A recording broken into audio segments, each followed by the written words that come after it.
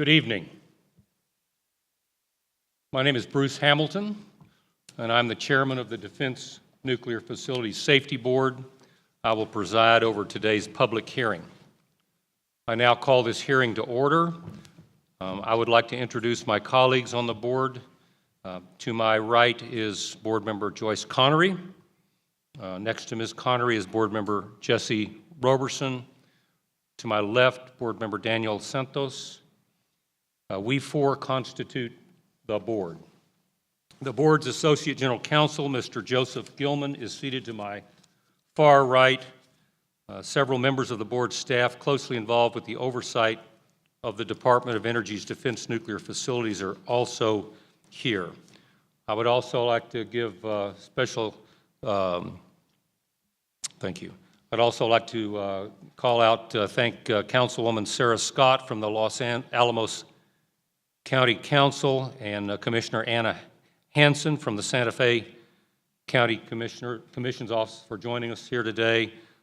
We also have several members of the United States senatorial and congressional staffs, Mr. Eric Castillo from Senator Heinrich's staff, Mr. Greg Seeley from Congresswoman Hallen's office, and Mr. Bill Wadman from Senator Udall's office. So thank you all for being here today and showing interest.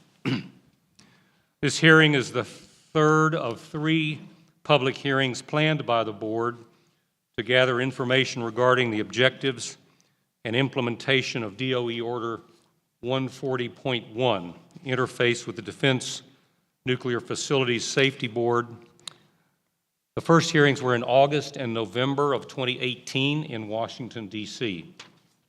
Specifically, the goals for today's hearing are to gather information from DOE field offices regarding the implementation of Order 140.1 and to hear from interested members of the public.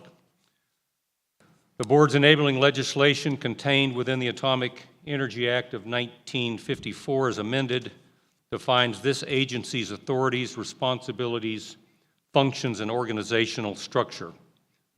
The enabling legislation assigns responsibilities to the Secretary of Energy in his role as the owner and regulator of the department's complex of sites and facilities regarding cooperation with the board and providing the board with, quote, ready access to such facilities, personnel, and information as the board considers necessary to carry out its responsibilities, end quote.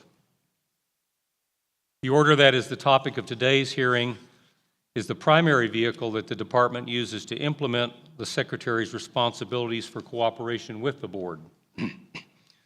Prior to May of 2018, the interface between us was implemented by a manual, a lower level of department directive that was developed through close cooperation between our two agencies.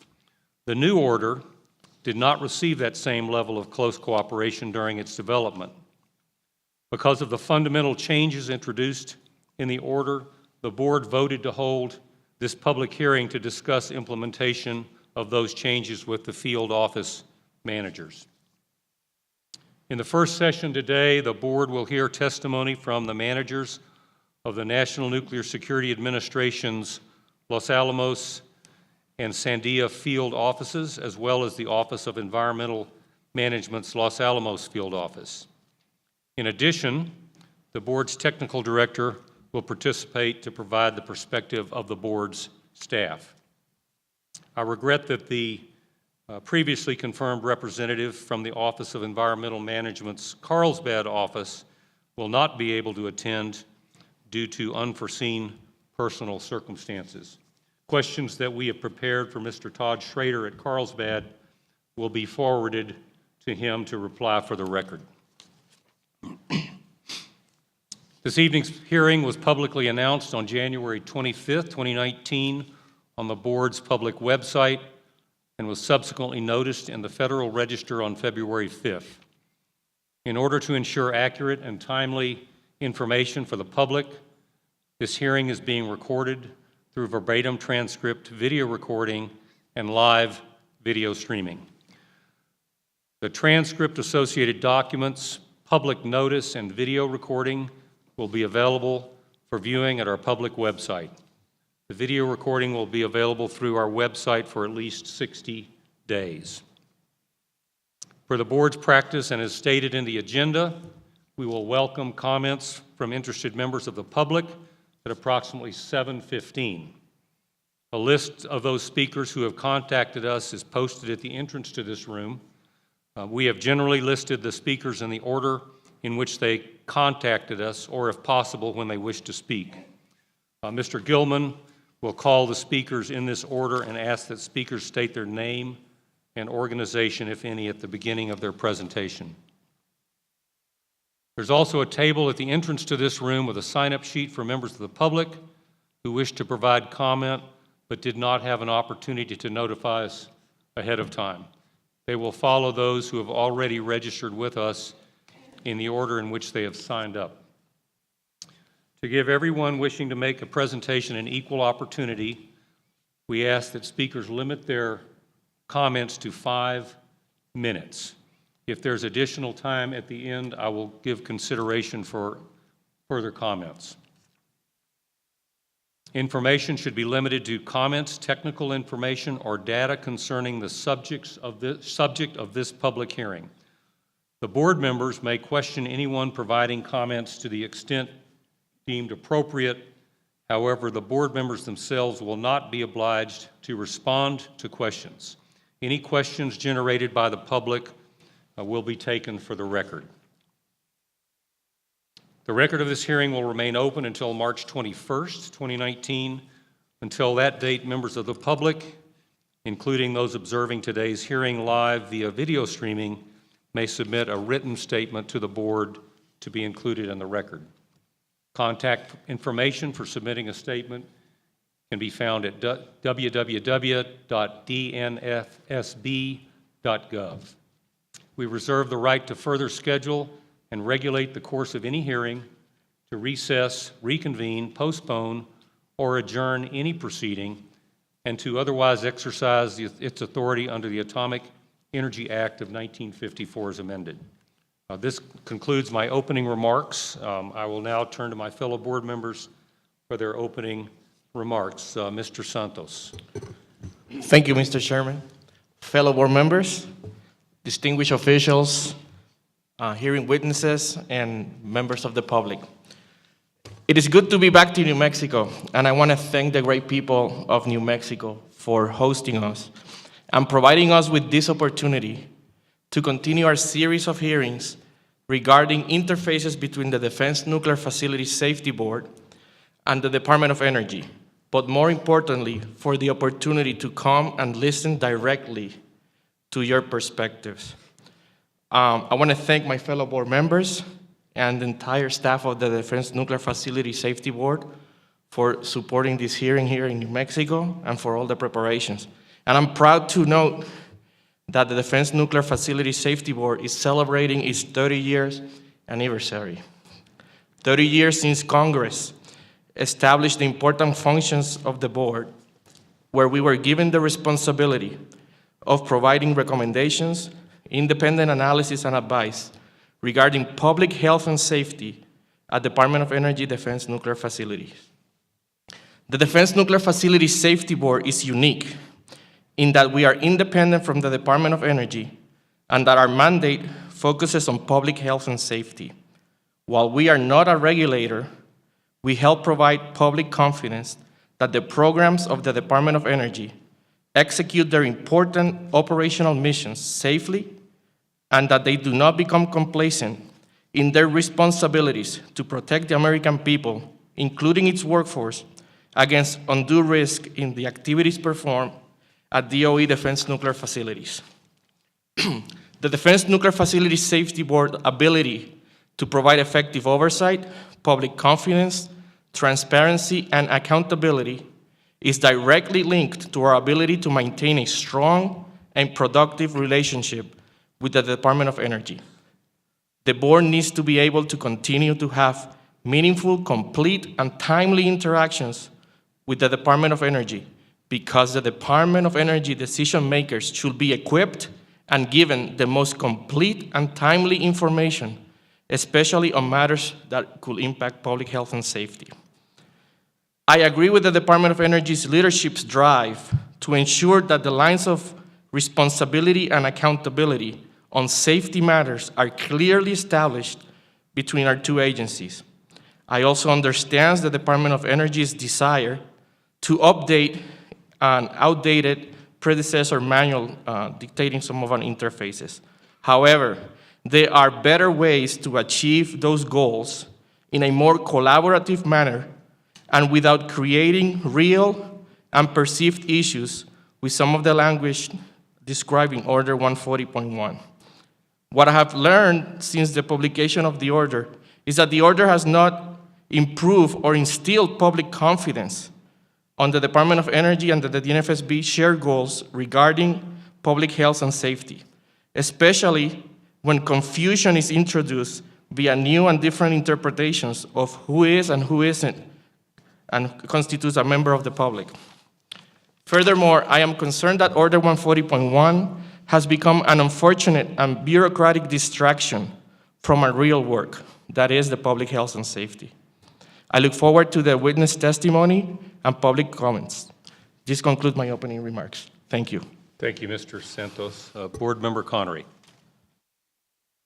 Thank you, Mr. Chairman. Thank you, Mr. Santos, for your excellent opening remarks. I don't have prepared opening remarks. I just wanted to say thank you for everybody who came out tonight to participate in this public hearing, and thank you to our witnesses. I know you all have important work to do, but I don't think that there's anything more important than looking at the fundamental issues surrounding the Order 140 and the basis of our relationship as it relates to public health and safety, is so eloquently articulated by my colleague.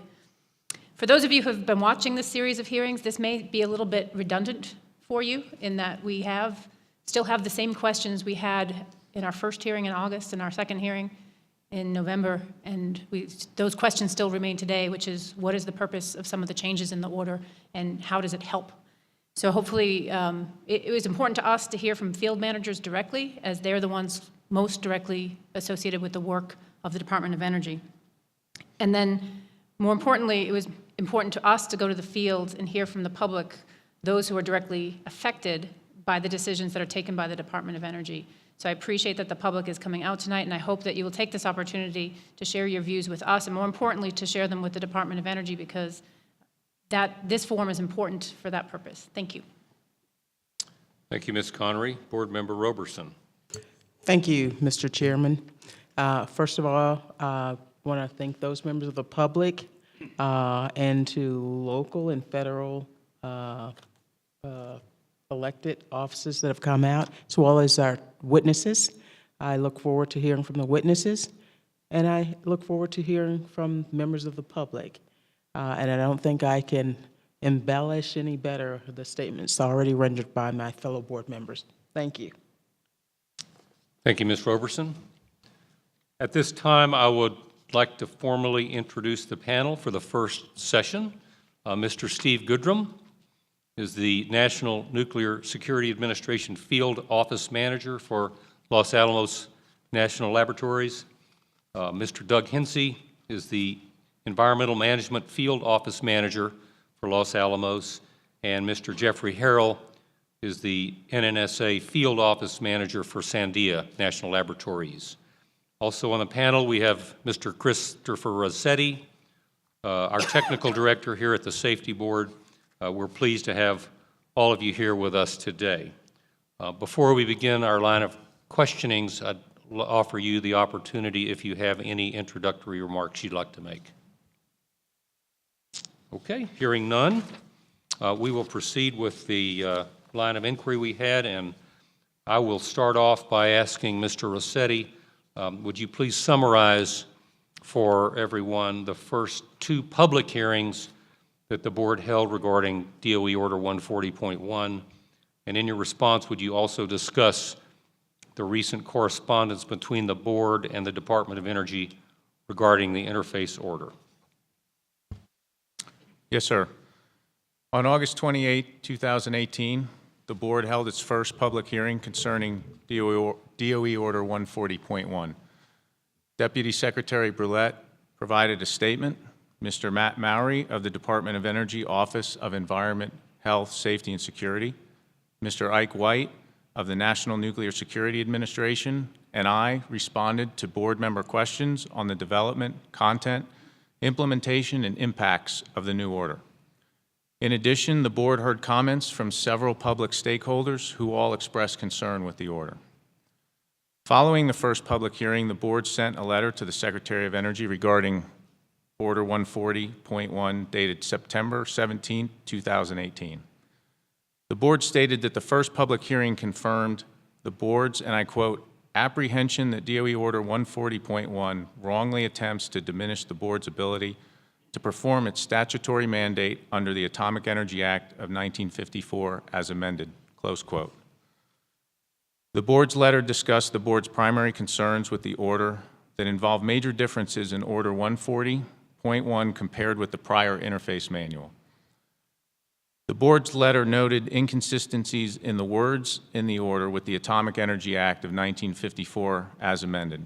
I request Exhibit 1 be entered into the record, which summarizes the board's concerns in its letter that include a new definition of public health and safety that only includes individuals located beyond the site boundaries, thereby excluding on-site individuals and workers from the board's oversight.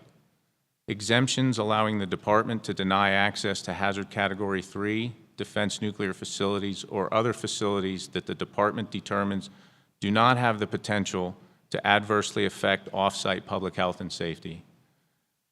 Lack of a clear provision to provide the board with ready access to such information, facilities, and personnel as the board considers necessary to carry out its responsibilities, and an allowance for the department to deny board requests related to deliberative documents, pre-decisional documents, or deliberative meetings. On November 28, 2018, the board held its second public hearing on the order. The goal of the second hearing was to gather information on access to information, facilities, and personnel for facilities managed by the Department of Energy's Office of Environmental Management and to receive additional input from the public. Senior leadership from DOE-EM testified, including the Honorable Ms. Ann White, Assistant Secretary for the Office of Environmental Management, and Mr. John Mullis, Manager, Oak Ridge Office of Environmental Management. Ms. White and Mr. Mullis responded to board member questions on implementation of the order for DOE-EM defense nuclear facilities. As with the first public hearing, the board received comments from public stakeholders who expressed concern with the order. The testimony and responses of department senior leadership during these two public hearings indicated that inconsistencies exist between the specific language in the order and its planned implementation in the field. The testimony indicated that the board would have greater access to information and facilities than provided for in the order. However, department senior leadership at these two hearings did not indicate that the department intended to revise the order to address these inconsistencies. In his December 13, 2018 letter, the Secretary of Energy responded to the board's September letter stating that it is the department's policy to continue a strong and productive relationship with the board. The Secretary's letter stated, however, that DOE Order 140.1 is consistent with the Atomic Energy Act. Further, the Secretary's December 13th letter did not indicate any intention to revise the order to address the board's concerns. On December 21, 2018, the board responded to the Secretary in its letter stating that the board remains concerned with the provisions in the order that are inconsistent with the Atomic Energy Act. The board reaffirmed its commitment to collaborate with the department to resolve these concerns and to demonstrate the joint focus of both the department and the board on ensuring adequate protection of public health and safety. This summarizes the board's first two public hearings and the recent correspondence between the board and the department. Thank you, Mr. Rossetti. Would you briefly discuss the implications of restricting the board's access based on the language and exemptions of this order, specifically focusing on impacts to the New Mexico facilities? Yes, sir. To help answer your question, I request Exhibit 2 be entered into the record.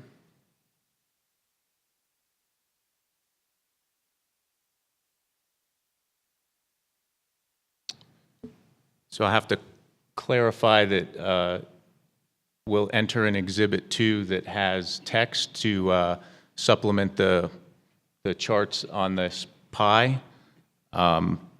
We've shared this exhibit at the last two public hearings. It represents the staff's analysis of candidate defense nuclear facilities across the complex, broken down by potential restrictions in the interface order. When you read the words in the order, the board's access could be limited to just those facilities with safety class controls. This is supposed to be indicated by a red arrow on the slide. It represents a 71% reduction in the number of candidate facilities. So I believe the orange slice is what would be left based on the words in the order. Okay, just for clarification, since we have a little technical difficulty here, the kind of orangish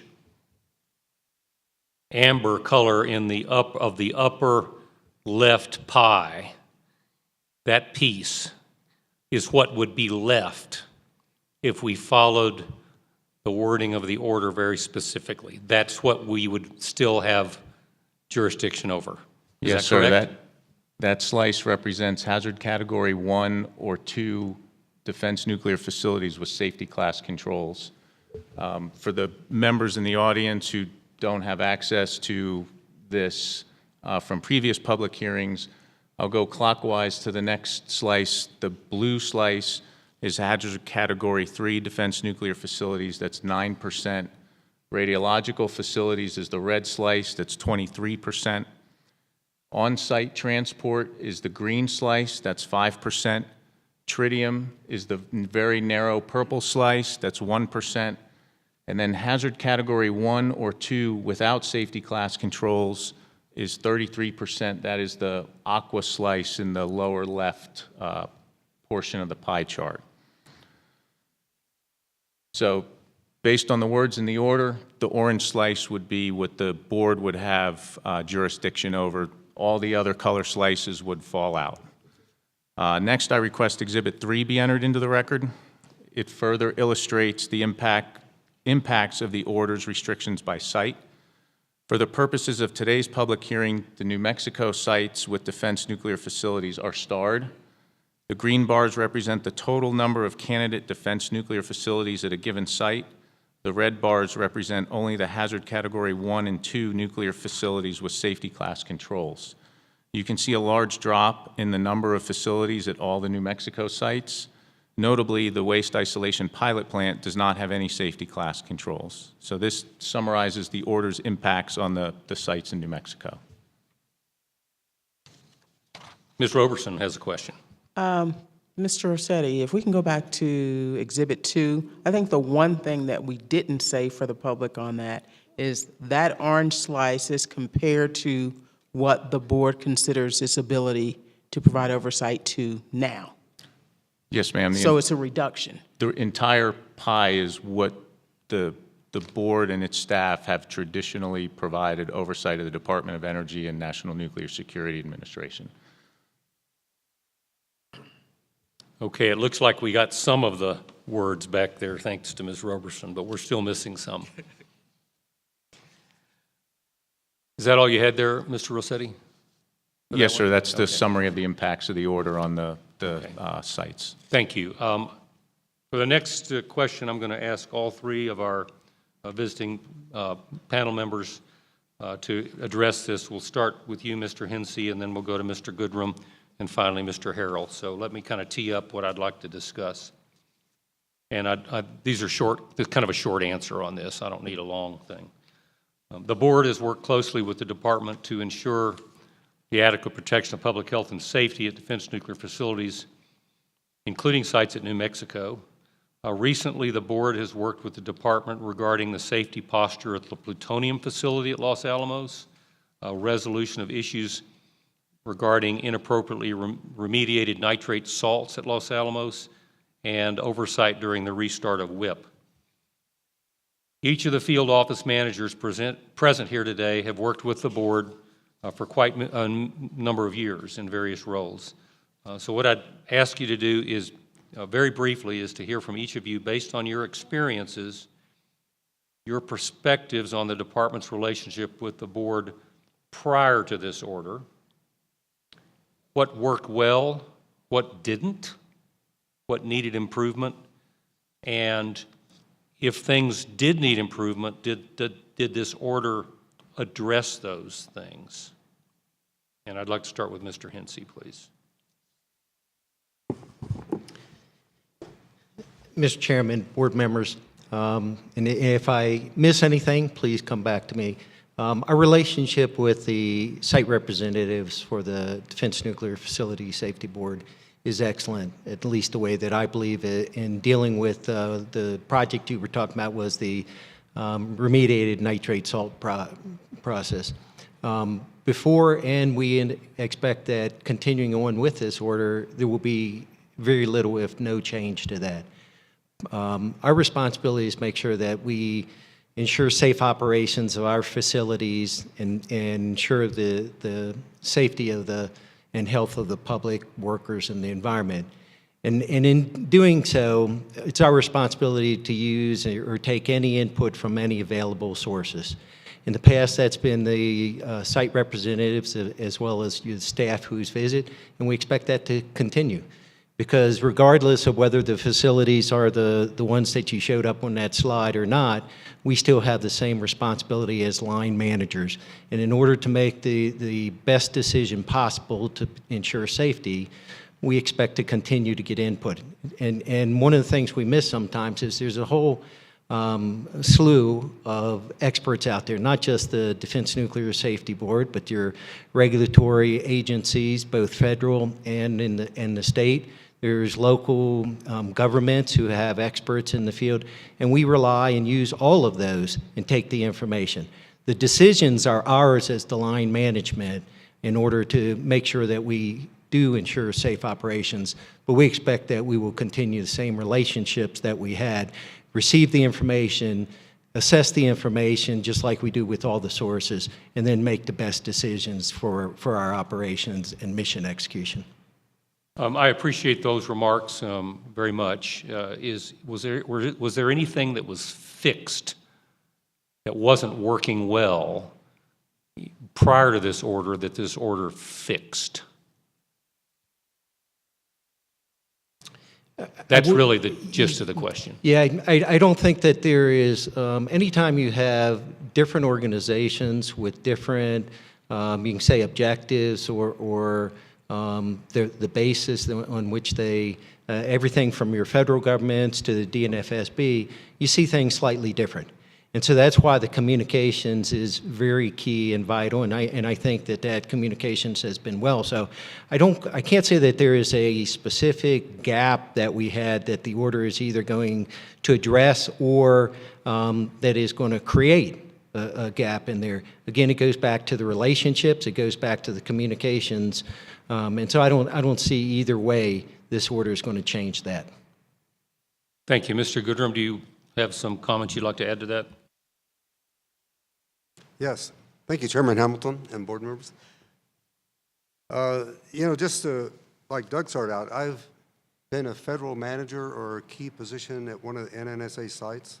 Is my mic on? Is that better? All right.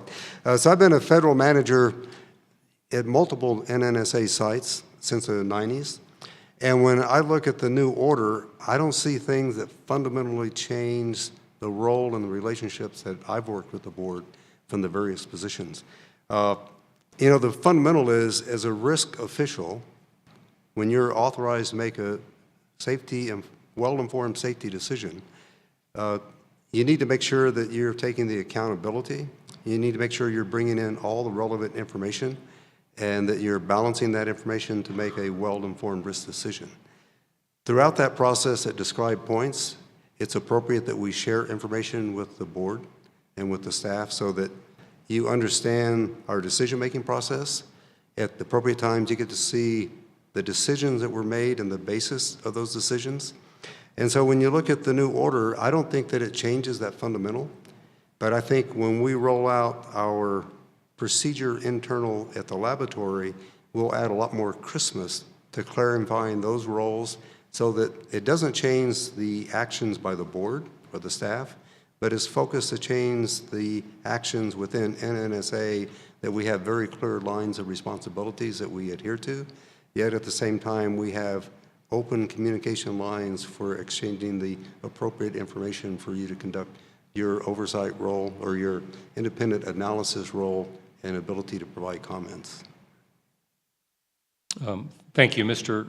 Harold, do you have anything you'd like to add on this? Mr. Chairman, members of the board, thank you, first of all, for the question. I think it's important to note that I've only been there 4 years as a field office manager, approaching 4 years, so I can only speak historically from that time frame. The relationship we've had with our cognizant engineer and the relationship with the board, I think, has been exceptional for the 4 years I've been there.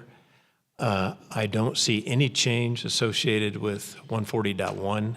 I don't see any problems that need to be fixed. But I will say many times those relationships are based on personalities. And no matter what you put in an order, it has to be the people who are involved in those decisions, that relationship, are going to make a great deal of the difference. But other than that, I would agree with my colleagues to the right. Great. Thank you very much, all three of you. By the way, I just want to point out we have resident inspectors, not site representatives. That's what the Atomic Energy Act calls out. You will be forgiven, Mr. Hensey, for using the wrong term, because for years we used that term, but we are now using the term resident inspectors, which is what it's called out in the law. So I'm not trying to pick on you there. Ms. Connery. So before I ask my question, I do have just a quick comment back on the information we just heard from our colleagues from the department. I appreciate the fact that you have the responsibility for public health and safety based on the fact that you are the owners of those facilities. But we also have a responsibility. When Congress established us 30 years ago, they didn't just make a group of experts to be an input to your decision-making. We're oversight. So I appreciate that you're going to take information from a lot of different places, but when the board speaks, it's not speaking as a think tank. It's not speaking as an input. We are congressionally mandated to provide oversight. So I just want to remind my colleagues of that. So my question, if you forgive me, is it's our understanding that while the order was approved on May 14th of last year, sites across the department are at various stages of implementation. Therefore, we'd like to hear from each of you on where in the process of implementation your field office currently is, and the expected timeline for full implementation. As we heard from Mr. Goodrum, some of these details will be fleshed out when those implementation plans are actually executed. If each of you could briefly answer the following questions, which I request to be displayed on the screen just to help you out so we hit them all. The first is the order currently applicable to your field office employees? Second, we have received the Sandia Field Office's implementing procedure for the new order. Have you developed any similar supplemental guidance, such as procedures or training documents for your field office employees, which describe how the order will be implemented at your site? If the guidance has been developed, I request that it be submitted for the record. And finally, has the order been added to your site's contracts? If not, when do you expect to do so? Additionally, has your contractor developed any implementing procedures? If so, I request that these procedures also be submitted for the record. So if we'll start with Mr. Goodrum. Thank you.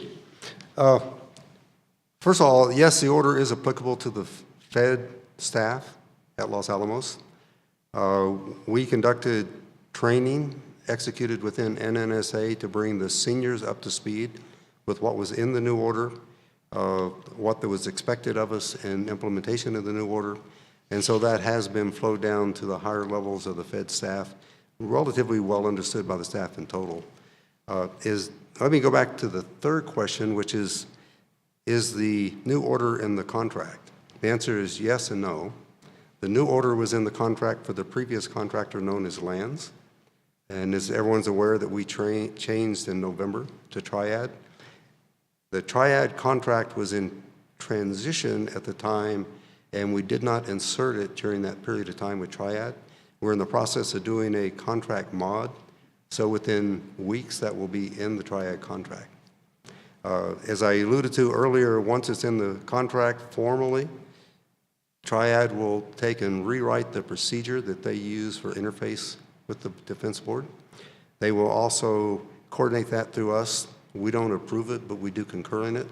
And we're planning to embed in there where are the nodes and the points of which the interaction comes back to NNSA, and how to identify the principles that are in there. Principles such as we share operational information real time, things of that nature. So those things will be captured in the procedure that will be put out by Triad. But if you ask, are we following that today? I would say from everything that I have seen, those principles have been put in place as an expectation by the Triad Corporation and their leadership. And I believe if you asked, have we been living up to that? I believe we have been following that as a guideline. And I do think it has been working reasonably well, that it assures that we have shared information, and at the same time, we have a good understanding of what information we're sharing. And I'm not aware of a time that we have denied access to a resident inspector of any of our nuclear facilities, Cat 2 or 3. And if you look at the record of all the requests that we've had for information, there may be a few that we were a little bit slow in providing the document and getting a formal answer as we coordinate through the NNSA, but we have always provided the information that has been requested to date. Thank you, Mr. Hine.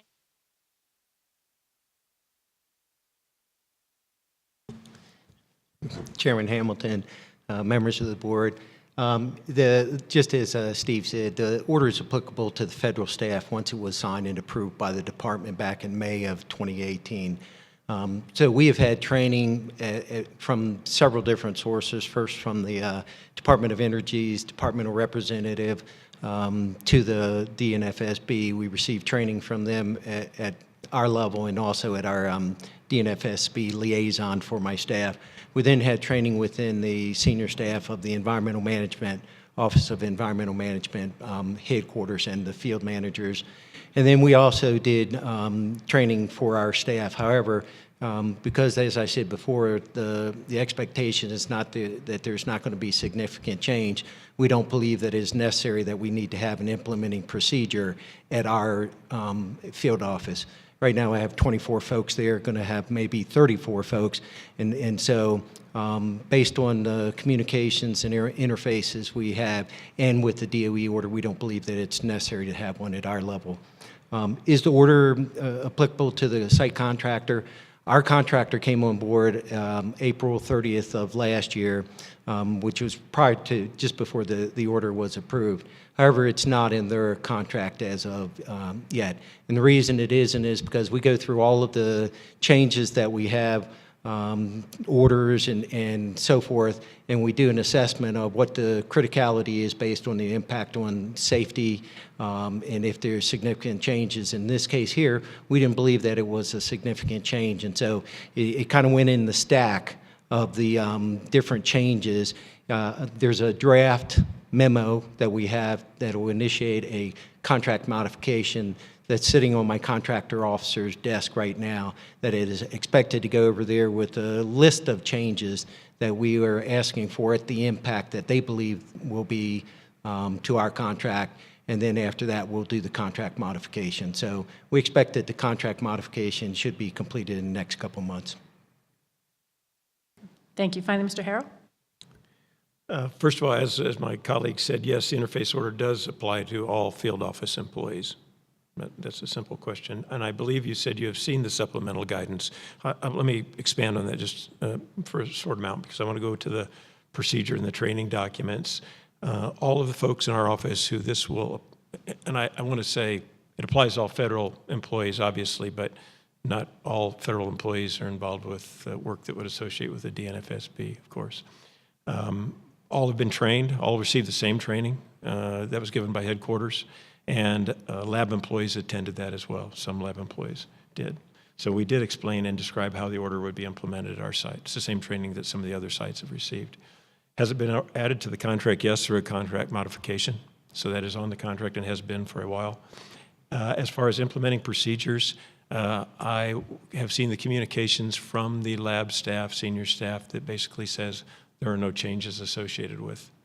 We're not going to be changing anything the way we do things. Thank you. So as I noted, if you do have additional information that should be provided for the record, we'll have the record open for that. Thank you. Ms. Roberson. I actually, maybe it's a question, maybe it's just a comment. I was actually very happy to see the Sandia implementing procedure, because my understanding is one of the whole purposes of the order is for us both to better understand how things are going to be done. And whether I agree with everything in it is irrelevant, at least when it comes to requests for information, how to escalate those, who in that specific organization is responsible for what. I found it very helpful. So maybe if you have 24 people, you're the man, and you don't need an implementing procedure, but could be. I thought it was a very good practice, and I just encourage everybody to take a look at it and think about it. Thank you, ma'am. Does that mean I'm done? Is that- No? No, okay. Thank you, Ms. Connery and Ms. Roberson. Another question for all three of you. Again, kind of two short questions, but let me tee it up here. The Atomic Energy Act of 1954 as amended states that the Secretary will provide, quote, ready access to such facilities, personnel, and information as the board considers necessary to carry out its responsibilities, unquote. However, the order states the department may deny requested information if it, quote, does not have a reasonable relationship to the functions of the DNSFB as enumerated in the Atomic Energy Act, unquote. So first question, and let's go the other way this time. Mr. Harrell, we'll start with you. The first question, for your site, who specifically is in charge of making the determination of the access that the board and its staff will receive? And a short answer is fine. Me. The buck stops here. Mr. Goodrum? The answer is the same, but let me elaborate just a touch. We're setting the stage that the M&O contractor, our partner Triad, has the ability to provide information as requested. And should they be in a position that they would like to deny information, that would immediately come back to my staff. I'm in a position of authority to make that determination, but I would say before I would ever deny a document or a set of information, I'd always coordinate back with the DEP rep representing DOE's office in relationship with the Defense Board and with NA50, which is the NNSA parallel of who we work with. So we would always assure that level of coordination before we would deny access to a document. Mr. Hensey? As with my colleagues, it would ultimately rest with me, although I would tell you that my Director of Safety and Facility Operations, who is also the DNFSB liaison, would be probably the first person that would raise that issue and whether there is a issue as far as access, but it ultimately would rest with me. Thank you. Let's go in the same order again.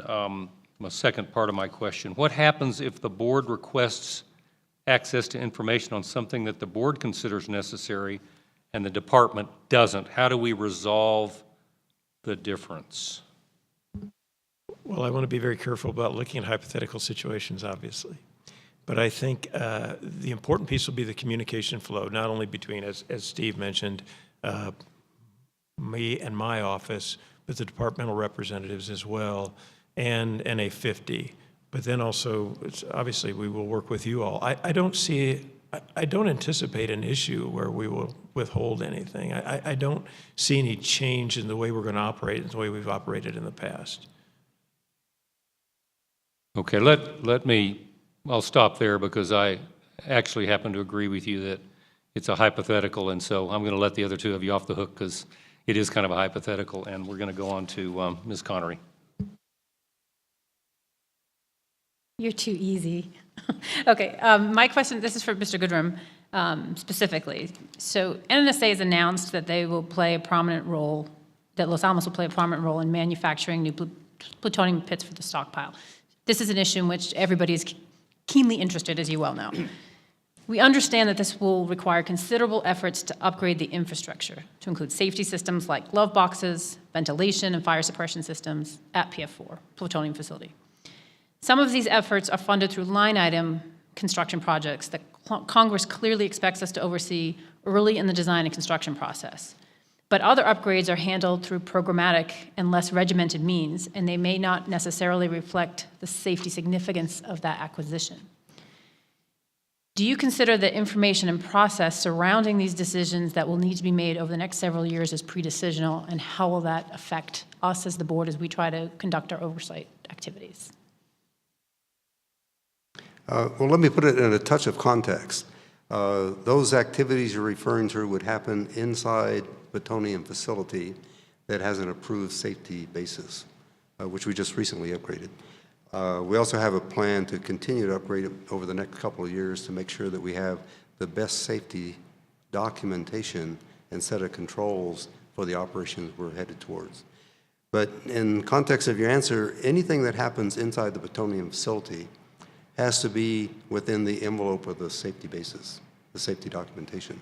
So whether it's a construction project, whether it's minor rework, whether it's maintenance, all those things have to be verified that they don't introduce hazards into the facility or to the workers of the operation that aren't properly analyzed and characterized and accepted. And if that was the case, you would go into a USQ process to do the analysis. So we do have that in place. Does it require a lot of coordination between the programmatic offices that are responsible for the ultimate throughput and the offices that are responsible for the constructions and some of the upgrades within the operating facility? Yes, that requires a lot of coordination, but it ultimately goes back to verification that's within the safety envelope for that facility. So I understand that. I'll just be a little bit more specific. In a design and construction project, we have, it's outlined very specifically when the Defense Board gets involved. And it's clear that Congress was adamant that they wanted us to get involved sooner rather than later so that the department wouldn't make decisions that it would then have to go and potentially undo if we raise a safety issue with which the department agreed, because then it would cost a lot more money and resources. And obviously, you're on a tight time frame and tight budget. For lesser activities that don't fall into the CD process, those specifically are the issues that I'm concerned about. And before it gets to the DSA process, procurement, what have you, I'm just trying to understand whether or not we're going to be impacted and told that these activities are pre-decisional and therefore wait till we've made the decision, which could include long lead procurement in some cases, before the Defense Board is kind of allowed to understand what it is that you're intending to do. Well, let's see, if it was activities within the approved operating nuclear facility, whether it required a USQ or did not, it would have to be captured by the safety envelope. I would look at that as being an ongoing operation, and we share operational information. If it got to the point that there was extensive rework to the analysis and the safety basis documentation, when those documents were far enough along that we would receive them from the contractor, that's the time that we would share them back with the Defense Board, with the resident inspectors. We would ask not to receive comments until we'd had time to review them on the federal side, because I want to protect our responsibility to understand the basis, and then we would, at that point in time, receive comments from the Defense Board. But my sense is most of this will be captured through the USQ process, which you would have access to. Mr. Robertson? Just because we are running into this, so you just described a process that we are seeing play out. When you say you'd ask the Defense Board to wait until you had reviewed and decided what you were going to do, what does that mean? Does that mean the board would not, the documents would be pre-decisional, so the board would not have access to conduct its own review before that point? So for the sake of people listening, I put it in the context of we need to make sure as line managers, we are taking the accountability for the decisions we're going to make. Parallel to that, if we do get a signed document from the contractor, we would share that information back with the Defense Board. We would also share it when we had decided what we would approve as a final document. And those would be the nodes of which we would share that information. And the reason I consider that, going back to the principle is, we want to be in the position that we take time to understand the basis of our decisions, and that we know that there were decisions that we're prepared to go forward with to allow you to be in a position to independently look at the analysis and the results and provide comment. Okay, I just wanted to be clear. So you wouldn't withhold the information from the board, but you wouldn't engage with the board until you decided what your own views were? That's Correct. what I heard. We would not ask for comments until we, the federal team, had reviewed the documentation to the level that we knew what decisions we were going to make with the documentation. Thank you. So does that mean that there would be no room to reconsider that decision once you got the input from the board? Because I thought we were an important input to the decision-making I process. was very careful not to say until we approved. I said when we had the information to know what decisions we were going to make, for that reason. Because it's in our best interest that if y'all find significant comments, that we're in a position to address those early on. So I blend, I need to be in a position to understand the decision that NNSA plans to make, yet at the same time give you a chance to look at the documentation, and then once we know we're in a position that we understand the basis of our decision, we would ask for the comments, and then we would address the comments appropriately. Thank you, Ms. Connery. Board Member Santos. Thank you. This is a good segue, and I want to eventually follow up to both the points Ms. Robertson and Ms. Connery brought, but I want to give some data here to help frame some of the questions. So if I'm going to start with Mr. Rossetti, would you discuss the staff assessment of the timeliness of recent information requests at the 4 field offices represented here this evening? Yes, sir. First, I'll briefly discuss the information request process so that I can speak to how the staff has assessed the timeliness of those requests. When the board or its staff requests documents from the department, the staff submits a formal document request. As part of that document request, the staff includes a requested by date for each individual document we request. The requested by date is nominally 3 weeks from the date the document request is sent to the department, per the department's guideline of 15 working days. Occasionally, the staff will have a requested by date, which is earlier or later than 15 working days after discussion with site personnel to account for factors such as the total length of the documents requested, when the information is needed by the staff, and when the documents will be available. So for Lanel NNSA, of the over 100 requests for documents we have made since May 2018, our technical staff considers 9 to have been late, 5 of which delayed some of our review efforts. One of our requests were denied because Lanel considered the information to be pre-decisional and business sensitive. 2 requests were initially denied by the contractor but were later fulfilled. And generally, these delays occurred under the prior contractor. For Lanel EM, of the approximately 20 requests for documents we have made since May 2018, our staff considers 9 to have been late, with 1 delaying staff efforts. The remainder became overcome by events due to a change in EM's path forward for the Area G safety basis. For WIP, the majority of requested documents have been received late. For instance, of the 15 requested documents currently being processed, all are past the requested by date. However, I do not think that this is tied to the Order 140.1. My assessment is that this is just due to available site resources to fulfill our requests. Finally, for Sandia, our document requests are fairly limited, but we have not experienced any delays since May 2018. Thank you, Mr. Rossetti, for that information.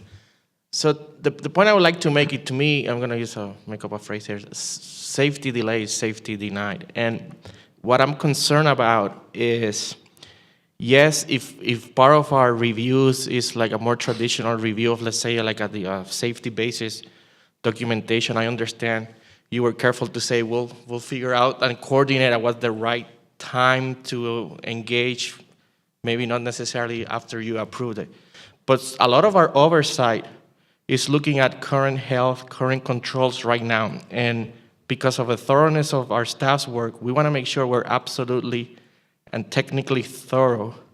And that will require interactions that should happen before we communicate. And I'm concerned that if those interactions are going to be delayed, then we will be able to communicate our final work products to you in a timely manner as U.S. risk officials to make the determination. So I see a little bit of both. I see opportunities where we need to be more predictable and have a better coordination on what are the smart points to have the interaction and give you the opportunity to make the decisions that you need to make. But I see other opportunities where, as part of our oversight, we have identified issues, as operations are happening, that is important that we communicate to all of you, but that will require some additional technical interaction instead of waiting, let's say, for the next revision of the safety document. That's, as you know, take years. So I think we need to find a better balance and not get too restricted on we don't interface until close to approval or at some future date. Do you understand what it's a statement I'm making. And I just want to get any reactions from you, Mr. Goldrum. Well, see, some of the requests sometimes involve information that may need to be redacted, things of that nature. So I don't think it would be worth going through each and every one. But let me say, my commitment is, well, let me also point out there was a little bit of, as the transition from Lands to Triad at Los Alamos, with the infusion of the order and the understanding of pre-decisional, there were a couple of documents that fell in the gray zone that took longer than I would normally expect to work out. So I think a lot of that stuff is behind us. But I think the most important thing is we are committed to provide the information. We want to be sensitive to the timelines that you need to work to. If there's ever a case that there's information denied at a low level of initial request that's of a concern, I would say elevate that up to seniors and we would engage very quickly. And also, if there's a timeline that you think is being challenged, if we were aware of that, we would really turn up the time for the process to take place to make sure that if we felt uncomfortable sharing the information, we did the right in-house coordination and responded appropriately.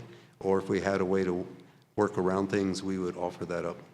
But it is our commitment through this.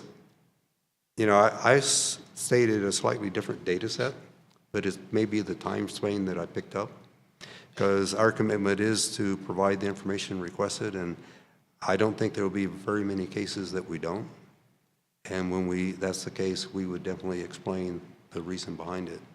But I would be more focused on the information that you do request, making sure that we know the timely needs of it. And if we feel like we're not going to be able to meet that, we would open coordination. Thank you for that commitment. Again, I seen the experiences that we are getting the information. Some delay, but we are getting it, including formal board requests for information. The point I want to make is that our oversight function requires timely interactions also. And a little bit concerned that the time that you need to give yourself to make those decisions and our ability to complete our work will probably require additional coordination. And that's beyond having the documents already provided. So that's the point I want to make. You mentioned some of the redactions, and I want to have a question for Mr. Rossetti. As we all know, our resident inspectors provide weekly reports of the various sites. This is one of the best ways we have to provide transparency to the public of some of the work that the board is doing. So my question to Mr. Rossetti is, have you noticed if there's been any change in the feedback received by the department on our weekly and monthly resident inspector reports since the issuance of the order? My understanding is that the department does look for factual accuracies or any other items. But have you seen any change in the feedback of those weeklies since the issuance of the order? So let me just clarify, just for the benefit of everyone listening. It has been the practice of the resident inspectors and site cognizant engineers to provide the site reports to the department's site personnel at the respective sites for feedback after providing those reports to the board, but prior to posting on the board's public website. The majority of the feedback that the staff receives is minor in nature. Occasionally, the feedback is more subjective in nature or includes requests to incorporate more additional details and information, which is not necessarily required for the report to be technically accurate, but may provide more context. Since the issuance of the order, some sites have requested that information which the site believes falls under the exemptions of Order 140.1 be removed from the reports.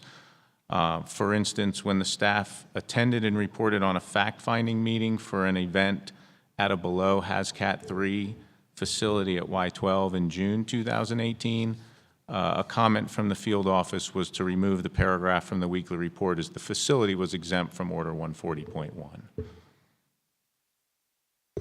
Thank you. So just there's some impact there. Okay. I just want to shift gears a little bit. In the Department of Energy Deputy Secretary September 1st, 2017 memo, he stated the issuance of the order could, and I quote, result in significant improvements in efficiency and or decreased in cost to laboratory and DOE operations, end quote.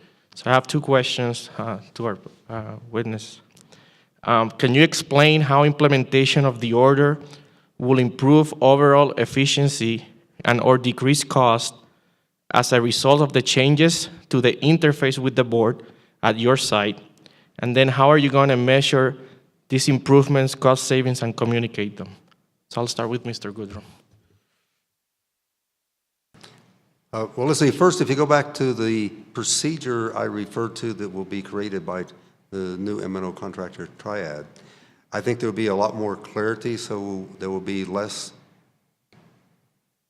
question about what's be shared and what level it can be shared.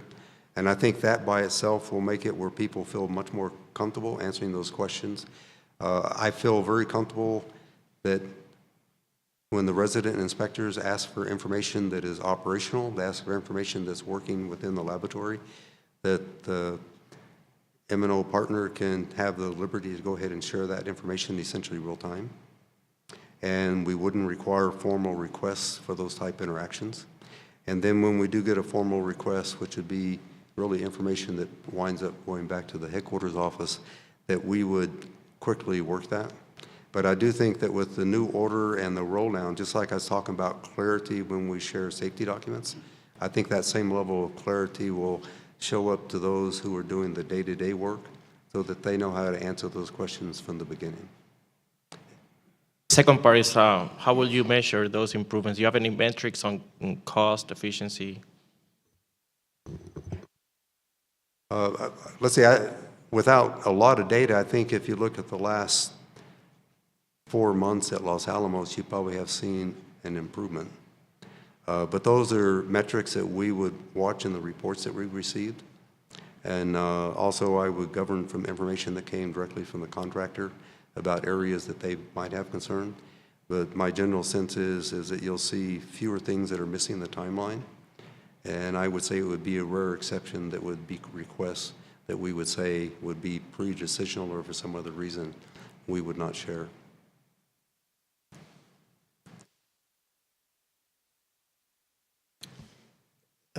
So I have to be honest, I don't know how. Right now, when you look at the interactions with the resident inspectors, I'm not so sure that there is tracking of cost associated with that to then be able to compare what would be any savings. Since we haven't actually sent the order over to our contractor, we haven't had them come back and tell us what potential impacts are. So the first answer is we can't say either way because we haven't given it to the contractor to see what the impact would be. And second off, I'd have to think more on what sort of metrics that we would have in place in order to track that. I have to agree with Mr. Hensy. I don't know that the order has been in place long enough to make that determination if there are efficiencies to be made or where they could be made, but I have to agree with him. Without thinking about this, I'm not sure how we would track the metrics. I haven't really given it any thought. Thank you. I want to echo Ms. Robertson's points regarding the Sandia Field Office implementing procedure. I have studied it, and that procedure uses the guideline of 50 and 20 working days that we mentioned. The procedure also has a requirement that all information requests be tracked in a local SharePoint site. For the other field office managers, does your field office have a similar timelines guideline, and do you have a similar tracking database? So for us, because you just heard the number for over a 6-month period was 20 documents, we don't need a very big database. We have an Excel spreadsheet that we just coordinate with the site or the resident inspectors and with DNFSB staff members back in headquarters. So it's not a very complicated process for us. But I would like to make one comment if I could. We do need to be a little bit careful when we're talking about the statistics of providing the documents within that time frame. And just like the comment was made, you know, we had 20 documents that were requested and 9 of them were late. And then the comment was made, but that was overcome by event because the decision was made to go in a different direction on the documented safety analysis. So what that indicates is that we are actually, you could say, that was pre-decisional, that those discussions were held and the documents were being discussed, and then a decision was made to go a different direction. So we got to be careful because you can use the statistics to show that we're late, and yet at the same time, we're going to the point where we're making sure that there's involvement as we go through that decision-making process. So it may not tell you the full story in a lot of cases because that was a case where I would say it was reaching out to make sure that there was involvement by the resident inspectors at a very early stage. I appreciate that point, and like I've expressed before, you know, I don't want to minimize this as an access of information item. To me, what's important is meaningful, complete, and timely oversight and the ability to communicate our complete independent work so that is useful. So thank you for that. I have a few additional questions for Mr. Rossetti. First, Mr. Rossetti, since the issuance of the order, can you discuss the impacts of the staff's work, of the department responses to requests for information that you mentioned being delayed? Like what has been the impact on the staff's work? So, Mr. Santos, the impacts to delayed information requests are generally limited to the staff's schedule of work, if at all. The members of the technical staff are usually working on multiple reviews across the complex at any one time. If necessary information is delayed for one review, the staff members will shift resources to a different review and adjust the in-office review schedules for each review accordingly. Do you consider those shifts have affected safety?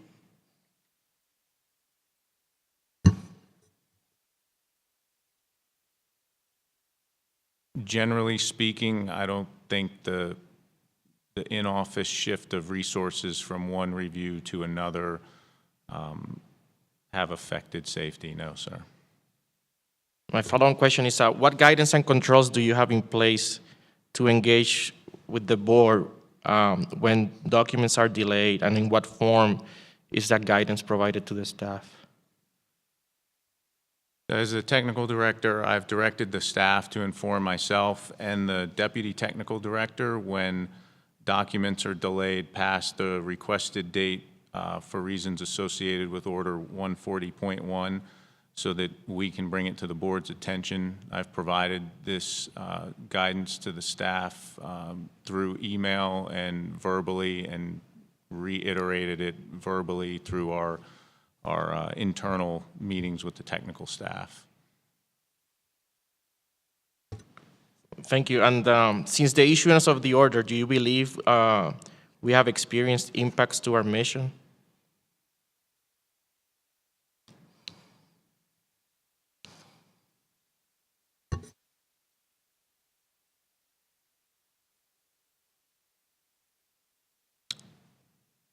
So I would say that, since the issuance of the order, there have been minor impacts to the staff's ability to get documents such that myself and the deputy technical director have had to work with our counterparts at the department and even in NNSA to get those documents. As far as that aspect having an impact on the board's mission, I think it's negligible. Thank you.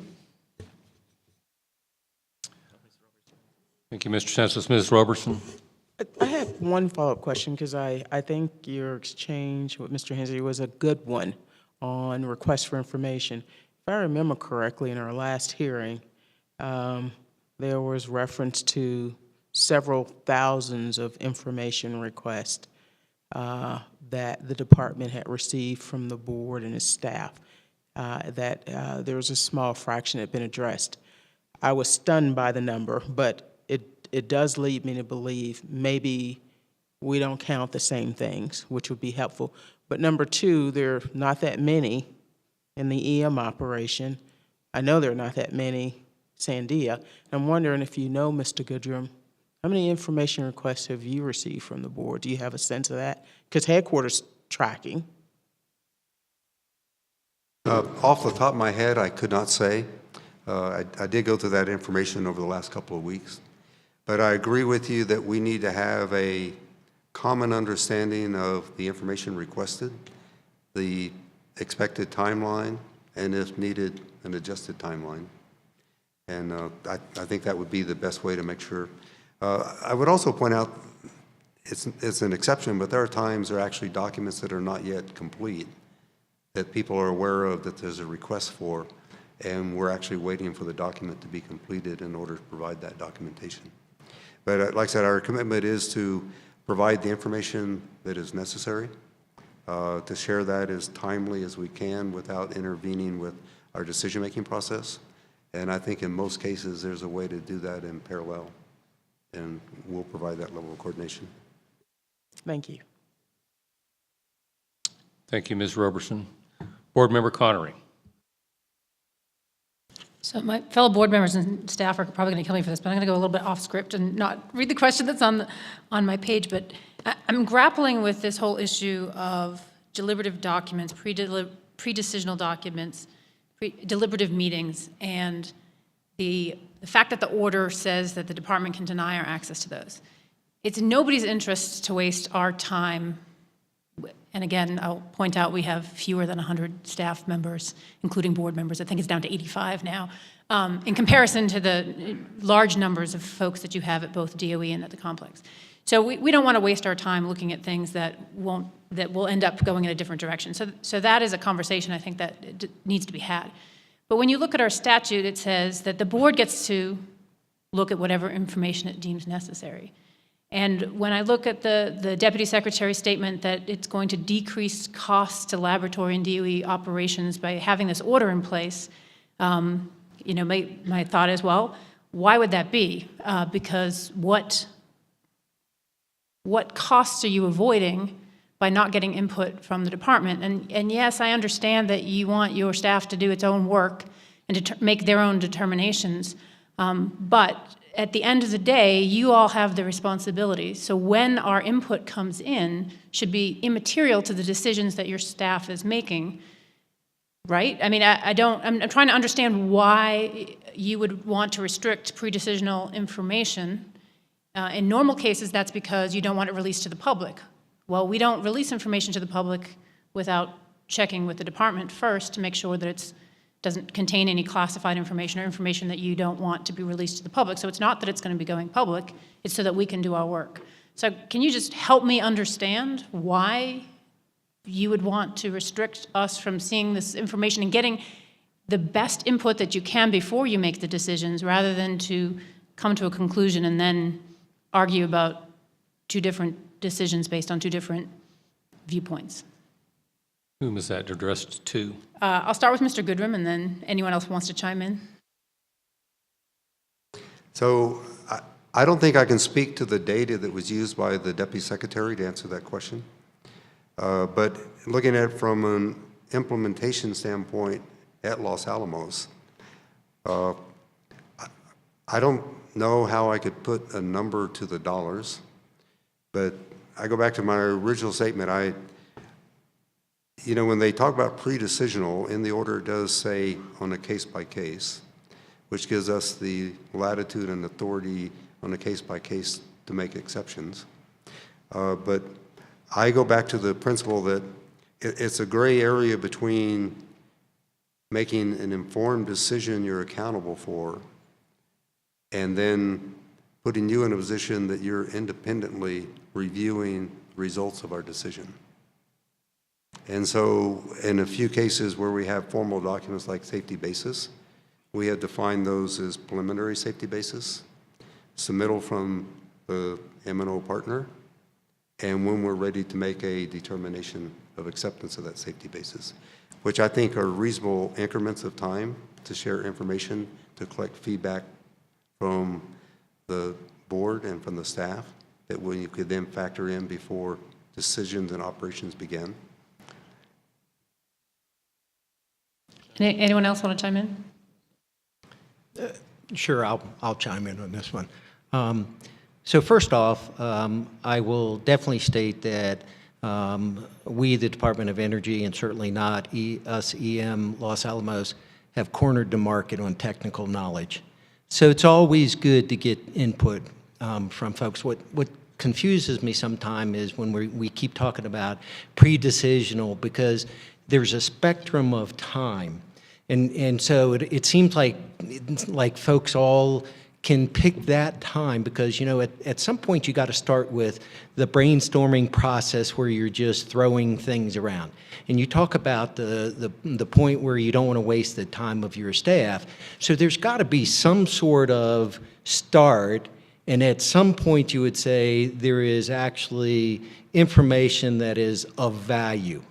And so that's when sometimes I get confused as to where along that process is the expectation that the site residents will participate. So I'm not advocating on any of them.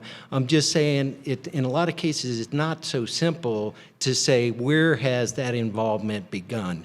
And so yes, I'm all for early involvement because that means that we get the best technical information to make the best decisions. It's just that I think that sometimes people get confused that it's very easy to pick what pre-decisional is in that spectrum, and it's not that simple.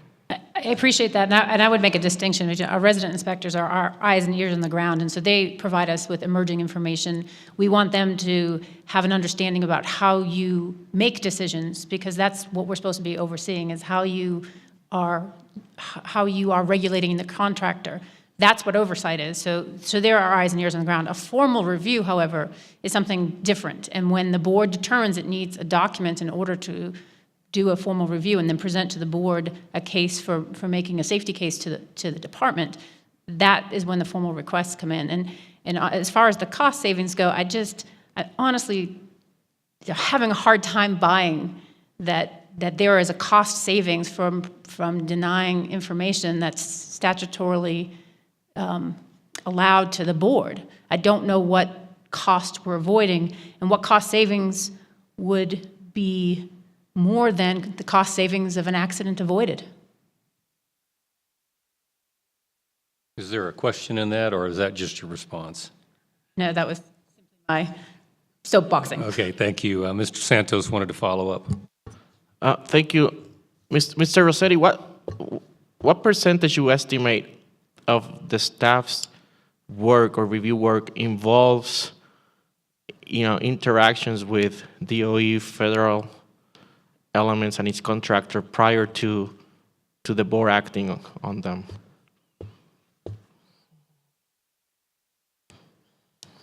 So I would hesitate to put a specific number on it, but I would say the large majority of the staff's review efforts involve interactions with the federal staff and the contractors that the federal staff employ at the defense nuclear facilities.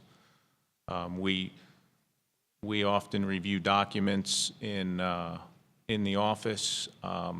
The documents are about one-of-a-kind defense nuclear facilities.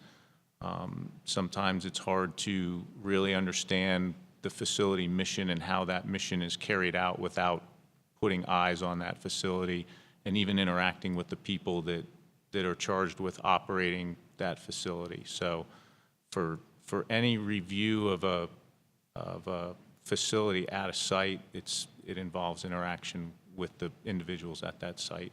So would you consider that your work will be incomplete if you don't, as part of your independent analysis, do not engage with the federal DOE counterparts prior to completing your work? I think that if we don't engage with the federal staff and potentially the contractors, that we run the risk of drawing conclusions that may not necessarily be accurate. But we could complete work without interacting with them. It gives us another data point to ensure that our understanding of the work that they have done is technically accurate and factually correct. And while the statute says that we do provide independent analysis advice for the panelists, do you consider it would be problematic if the board started to communicate their independent findings without engaging with the federal counterparts? For example, the contractor finishes the document is provided to the staff, yet you need 6 to 8 more months to make a decision. Do you consider it problematic if the board starts to communicate prior to that without engaging because it's in the pre-decisional stage?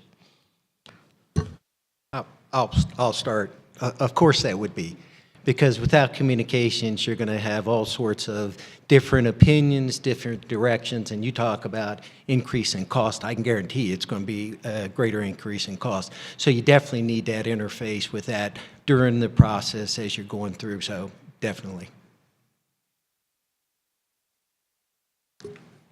So in the context, would we be so far along that the cost of recovery would be high? There are some potentials that way. But I do think there's an inherent value in making sure that, A, we do a fair amount of initial work, as Mr. Hensey pointed out, sort of a brainstorming session.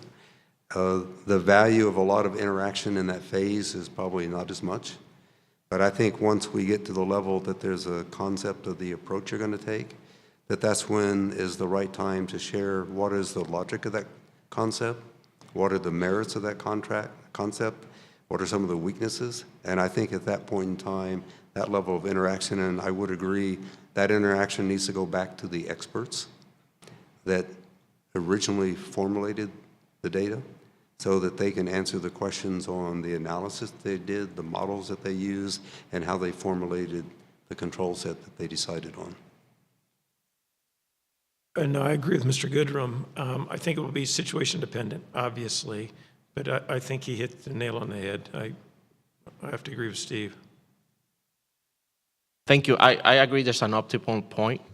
I just would like to see more discipline and definition from both sides on how we execute that. I haven't seen enough of that. and I think a little bit of more discipline to identify that optimal point is in order. Thank you.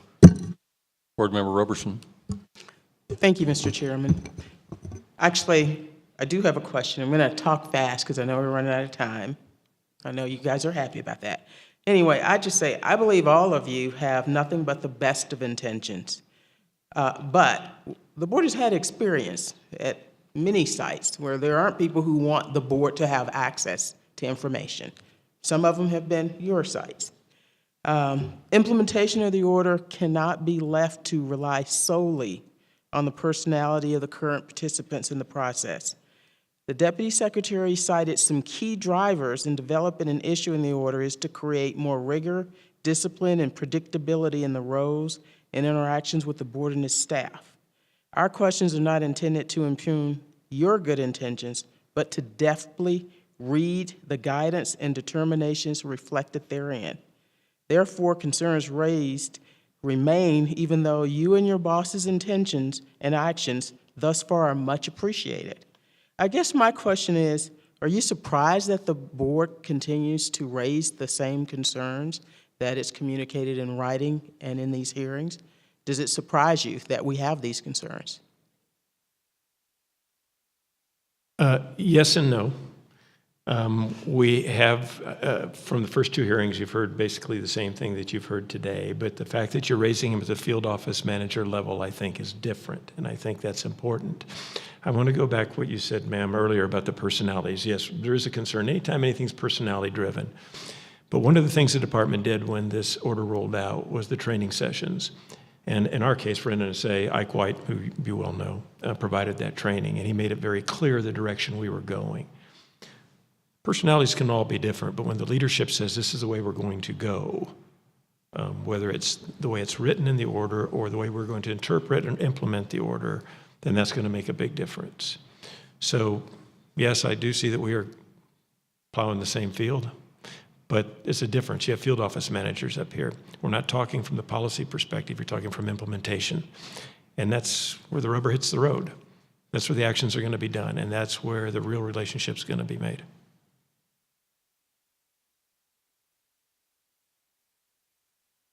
Anybody else? You don't have to speak. Yeah, I just wanted to say it. Thanks. Okay. Thank you, Mr. Chairman.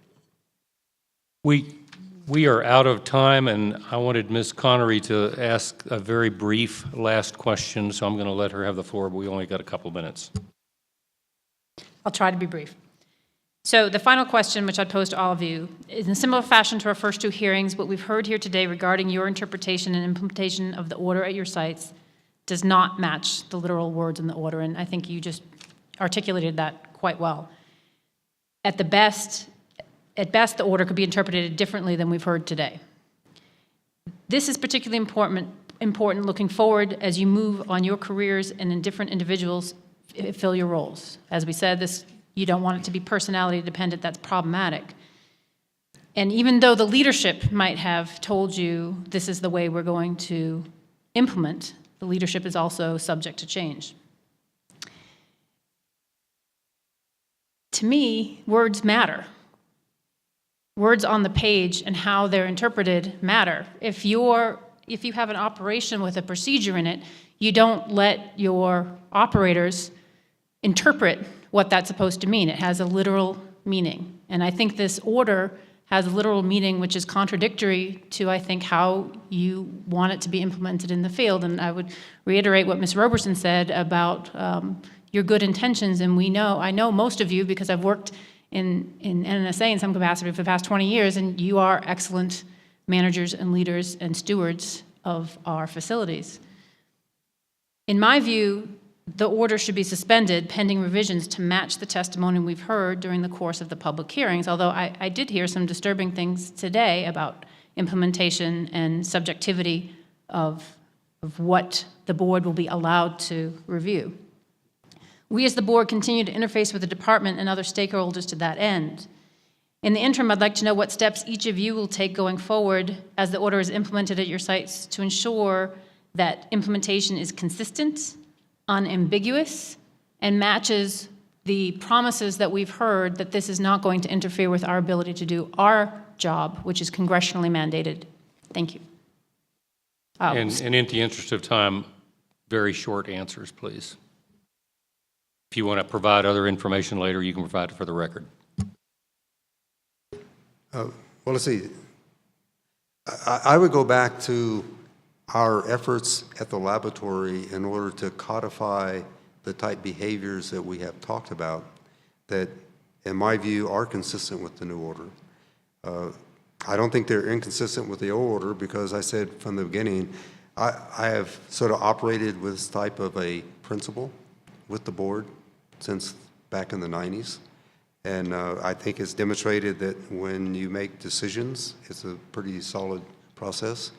And I think if you look back over time, you can see that, yes, there was enough sharing of relevant information, and we'll get better at the timely part, in order to make sure that you're in a good position to provide comments in the timelines that we're progressing with.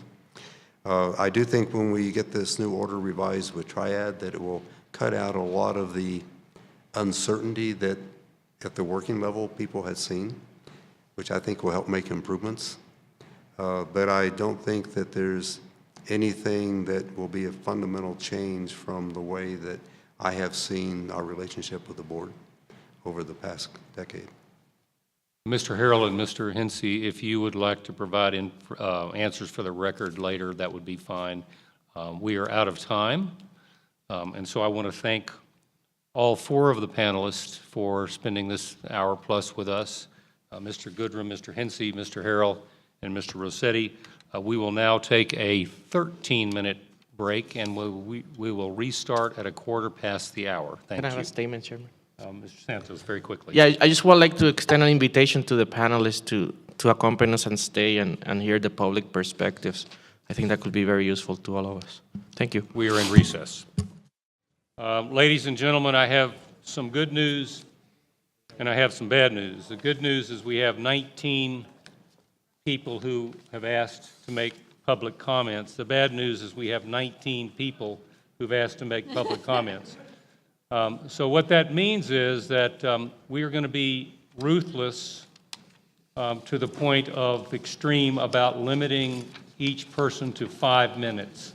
That's not because we don't want to hear what you have to say, but if everybody gets as much time as they want, we'll be here till way too late. So 5 minutes, please, and I've directed the General Counsel to cut you off, to give you a 30-second warning and cut you off at 5 minutes.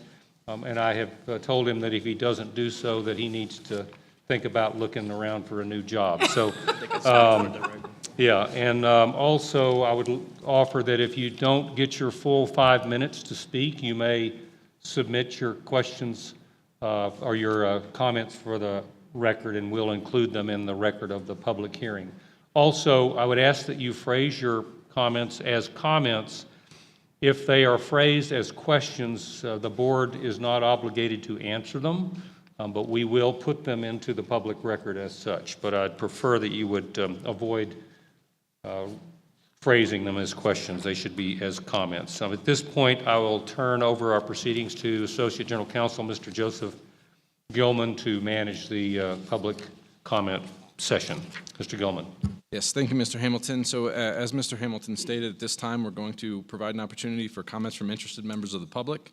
A list of those speakers who have contacted the board was posted at the entrance to the room, and we have generally listed the speakers in the order in which they contacted us. I will call the speakers in this order and ask the speakers state their name and affiliation, if any, at the beginning of their comments. There is also a table at the entrance of the room with a sign-up sheet for members of the public who wish to make public comments but didn't have an opportunity ahead of time to notify us, and I have the list of the folks who have signed up here. They will follow the folks who signed up initially. To give everyone wishing to make a comment an equal opportunity, again, we ask the speakers limit their comments to 5 minutes. I will warn each speaker when they have 90 seconds remaining, and then again when they have 30 seconds remaining. This is awkward, but I'm just going to chime in and let you know. The chairman will give consideration for additional time if schedule allows at the end, which it probably will not because of how many speakers we have. Again, as Mr. Hamilton said, I'll just reiterate, remarks should be limited to comments, technical information, or data concerning the subject of this public hearing, and the board members may question anyone providing comments if they so choose. The first speaker for this evening is Trish Williams-Mello. And Mr. Gilman, I would suggest that you call out the next one on the list so that person can be ready. Ah, yes, and so following Ms. Williams-Mello is Jay Cullen, and I apologize if I ruin your name. Coughlin. Coughlin. Thank you all for allowing me this opportunity to speak this evening. My name is Trish Williams-Mello. I represent the Los Alamos Study Group. My colleague and husband, Greg Mello, is in Washington at the current time, as some of you saw him last week. Yes, we did. We met with him. Good. I've corresponded and met personally with the DNFSB and its staff almost from the time of its inception in 1988. And all of you have known both Greg and I in the study group for many years. We have been the DNFSB's champions and defenders for the majority of that time. However, when we see mistakes being made or policies that desperately need changed or discontinued, or staff and board who are guiding the DNFSB down a path of destruction, we will speak up. We will write letters, inform the press, and generally not turn loose until things change for the better. On May 14th, 2018, DOE adopted this order that we're all addressing tonight, 140.1, which greatly restricts DOE communications with the DNFSB, eliminates direct communication between the DNFSB and DOE contractors, which, as everyone knows, are the sole operating staff in all DOE and NNSA nuclear facilities. And eliminates DNFSB oversight of hazard category 3 nuclear facilities, as we've heard, which comprise about 60% of DOE's nuclear facilities overall. DOE's internal rollout briefing that was leaked to our organization provides more background and detail. For example, the Los Alamos National Laboratory management and operating contractor at that time was part of the team that designed the order. The order would eliminate the formal DNFSB oversight for the majority of defense nuclear facilities, those judged by DOE not to have potential public health and safety consequences in the event of accidents, i.e. those categorized by DOE as hazard category 3 and below. The order ends all formal DOE cooperation with DNFSB as regards worker safety per se, both workers in defense nuclear facilities as well as co-located workers in other facilities nearby. The only formal cooperation with the board that is allowed under the order is that which bears on public health and safety. On August 28, 2018, the DNFSB held a hearing on the order, at which the DOE witnesses on hand made clear, while informal cooperation and suggestions about worker safety are always welcome, DOE is no longer under any obligation to formally respond to DNFSB requests and concerns unless public health and safety are implicated. DOE witnesses were Undersecretary Dan Brulette, Associate Undersecretary for Environment, Health, Safety, and Security, Matthew Morey, and I White, Chief of Staff for NNSA Administrator Lisa Gordon-Haggerty. Upending 3 decades of prior mutual agreement and practice in this order, DOE defines the public as not including workers. At that August 2018 hearing, the 4 DNFSB board members took turns condemning the new order overall and in eloquent detail, at times vehemently. In their closing statements, board members made clear their very dissatisfaction with the responses they received from the DOE witnesses. At the outset of the hearing, it was noted by the acting chair that the new order appeared to conflict with the board's enabling legislation, as you've commented tonight as well. We agree and want to state for the record that this order is illegal. On August 15th, 2018, in testimony before the New Mexico Legislature's Radioactive and Hazardous Materials Committee, Craig Leisure, Principal Associate Director of Operations and Business for LANL, told that committee, Chairman Jeff Steinborn, in response to Steinborn's questions as to his role in crafting the order, that, quote, "I helped with the order as one of the people on the team, but it is a federal order." Unquote. 90 seconds. The staff cut recent order and related prior actions to weaken the board are taking place as the Trump administration seeks to ramp up acquisition of production facilities for new nuclear weapons, in particular for the production of plutonium pits, the mission of the former Rocky Flats plant. Safety concerns loom large in plutonium pit production. LANL's aging main plutonium facility, PF4, has been dogged by persistent safety problems that have been and remain a focus of DNFSB concern. LANL proposals to build underground factory modules to expand pit production capacity rely solely on the passive confinement capability for accident mitigation and assumes that no active safety systems would be required. Emergency fire water supply and electrical power, quote, will not be designed, procured, or installed to nuclear code and standards. 30 seconds. Unquote. NNSA also seeks to transform an existing radiological facility, the RLUOB, the Radiological Laboratory Utility and Office Building, into a HAZCAT-3 nuclear facility without having designed or built the facility to nuclear standards. Under DOE order, this facility and its workers would lie outside the DNFSB's purview, and apparently the DOE would not have to respond to Time has expired. design review by DNFSB of any of these facilities. Again, Thank I you very apologize much. for being so ruthless. We will take the rest of your comments gladly and put Yes, them in the I've record. got copies and I'll put them in the So record. I appreciate it, and I'm going to apologize to you, and I'm going to apologize to everybody else who's getting ready to speak. But we're just going to have to be ruthless on the time. Thank you. So,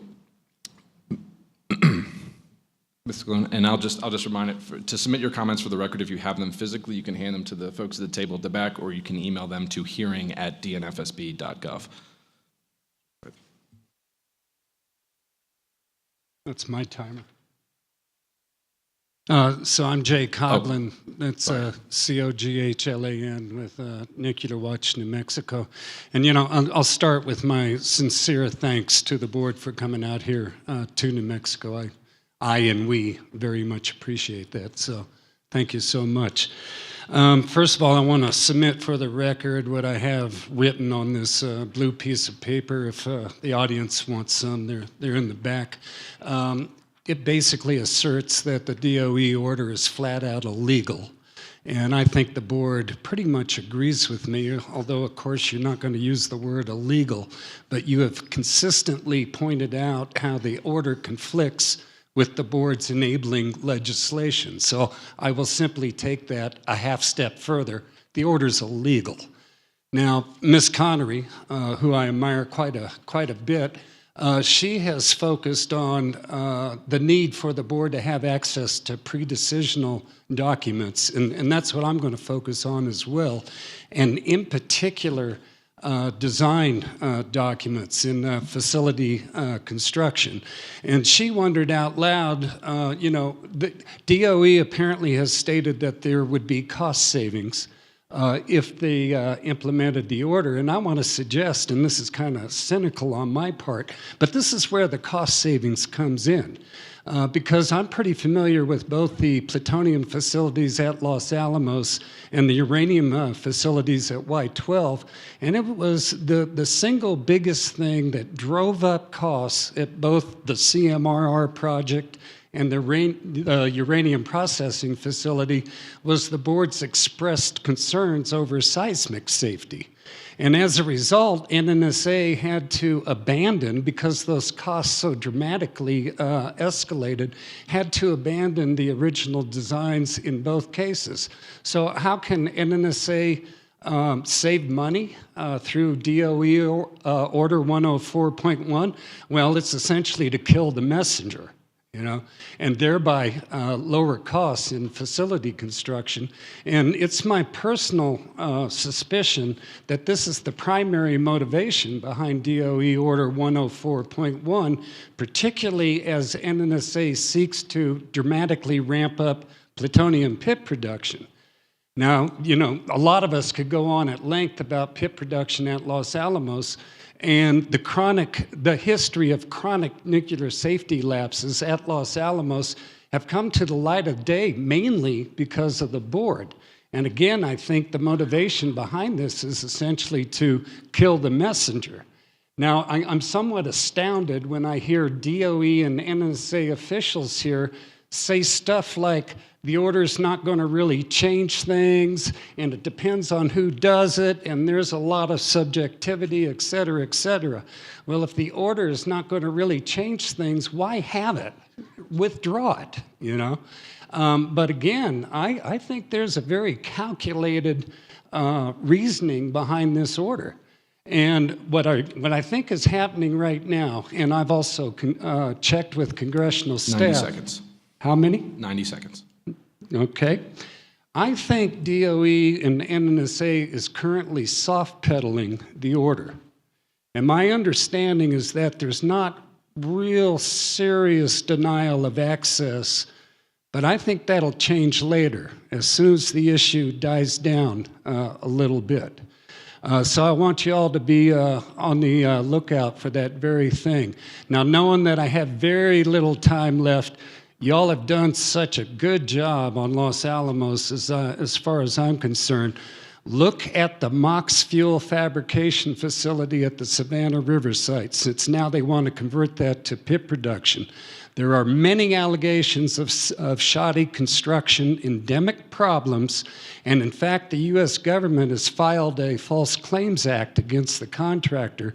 So I'm urging the Safety Board to, first of all, be tenacious 30 seconds. in holding on to your right to review facility design with a particular emphasis on upgrades at Los Alamos and the conversion of the MOX fuel fabrication facility at Savannah. And since I'm out of time, I will attempt to ingratiate myself with you all. You've done 30 years of outstanding service to the public, and don't let NNSA or DOE mess with you. Time's expired. Thank you. Thank you very much, sir. The next speaker is Mr. Scott Kovac, who will be followed by George Anastas. Good evening. My name is Scott Kovac with Nuclear Watch New Mexico. Thank you, Chairman and members of the board. Good to see you. I'd like to start with just an opening. You know, the DOE and the Atomic Energy Commission have had self-regulatory authority over radioactive materials from the beginning. DOE is used to getting their way. You know, as a rule, DOE does not inspire public confidence. I mean, they have a very complicated job. But restricting the DNFSB doesn't help that. If all requests for information under the new order should be documented, then all requests and responses, including denials, should be posted online. The board does a good job on posting these documents now, and so does the DOE department representative, but it may need to be taken to the next level. I'd like to see the DNFSB oversee EM sites more. These sites truly pose a long-term risk to the public.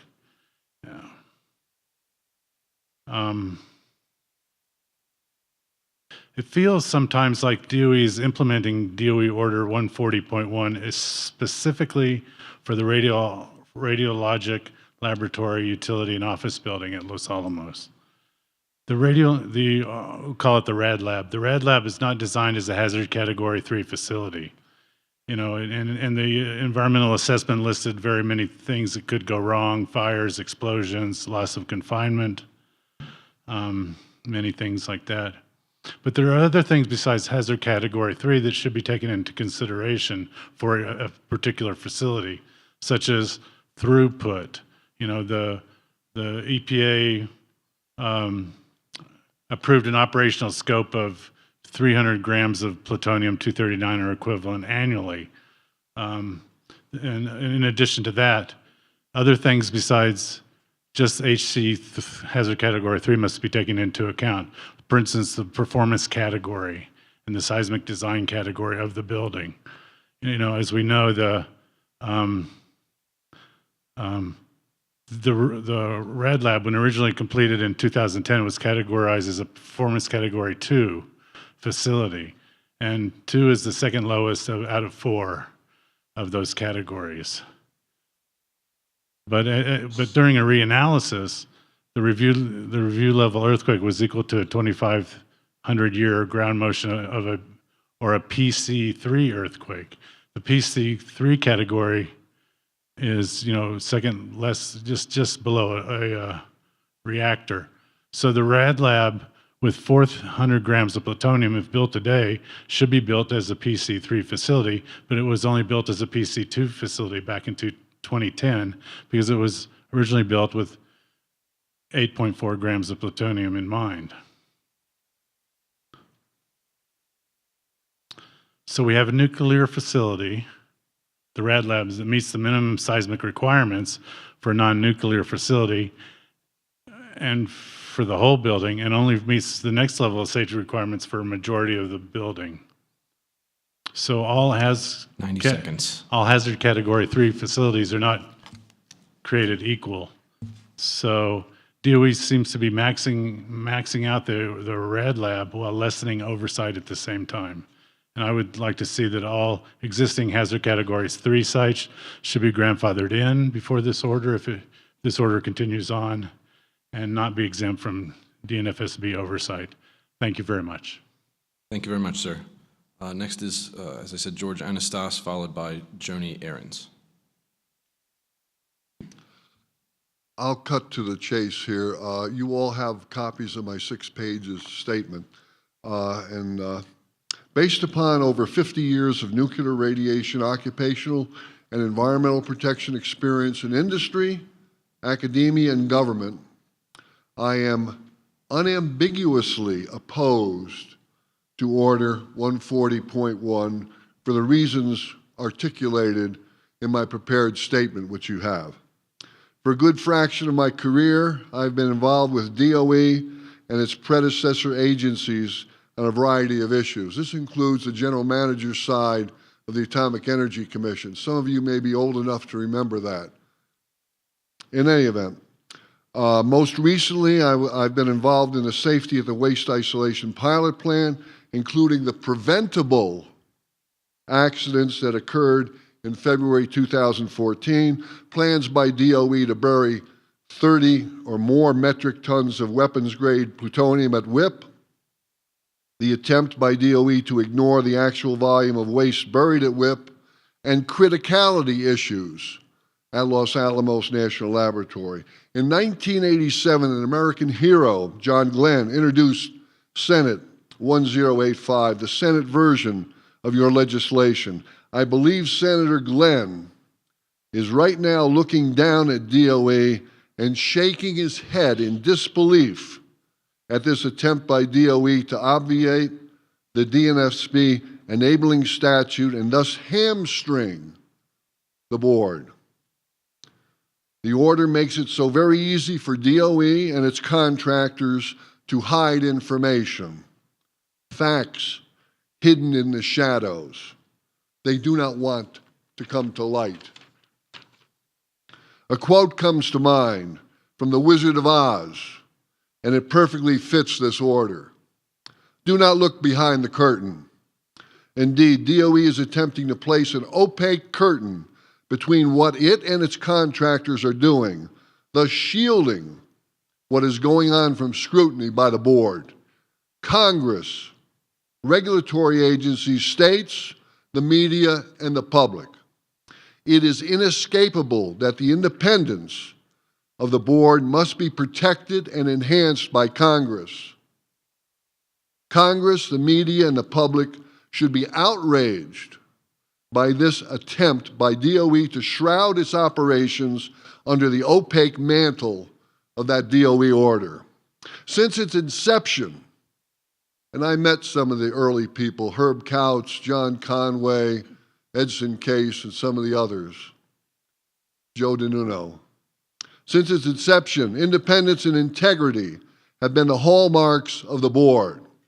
Rigging the process, the fox guarding the henhouse, or the dingoes tending the sheep, and stacking the cards must not be tolerated by Congress, the media, and the public.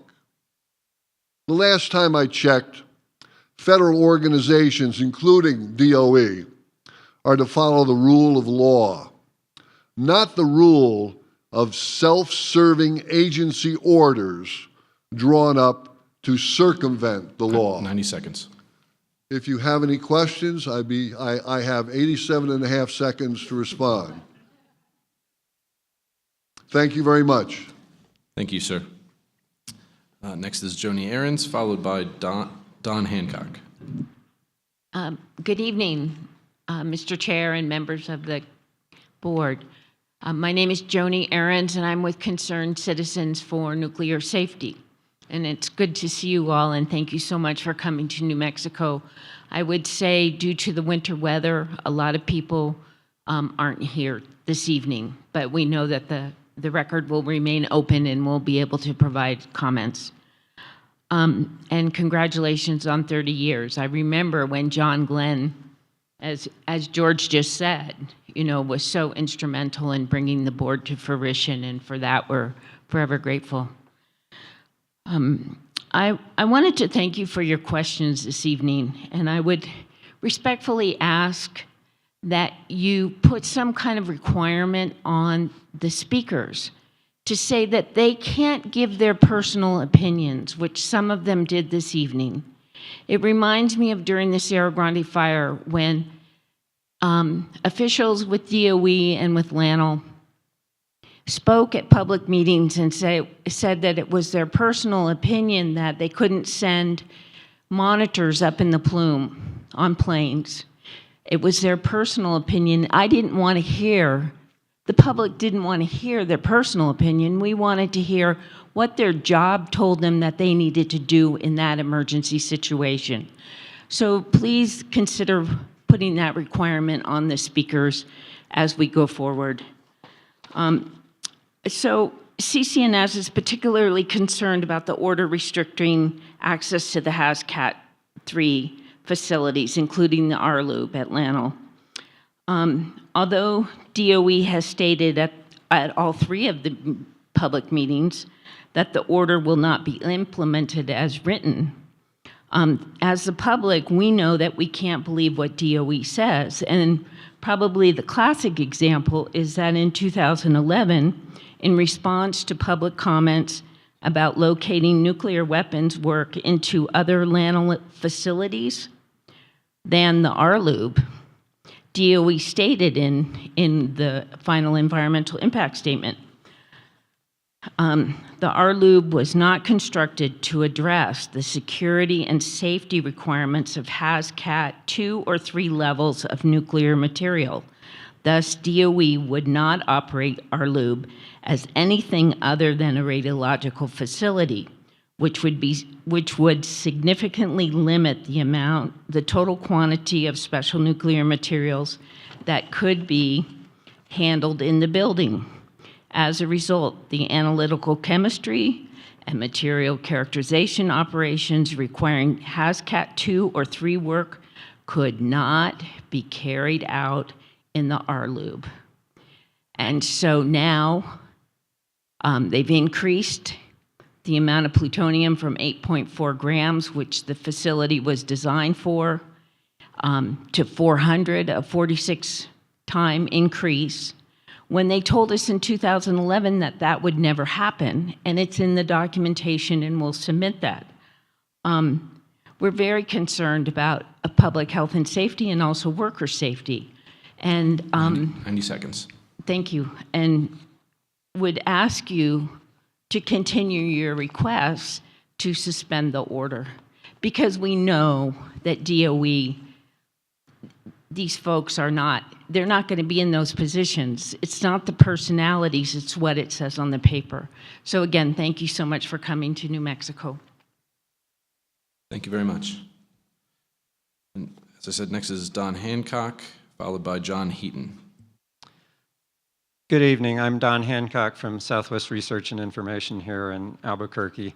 I also thank you very much for coming, and I want to second a point that Mr. Santos said in his written vote on this hearing, that it would be good for the board to have additional hearings, field hearings, which provide a good opportunity to hear the public, to meet with DOE officials, to meet with governmental officials, as you've done, and others. So I want to encourage you to do that.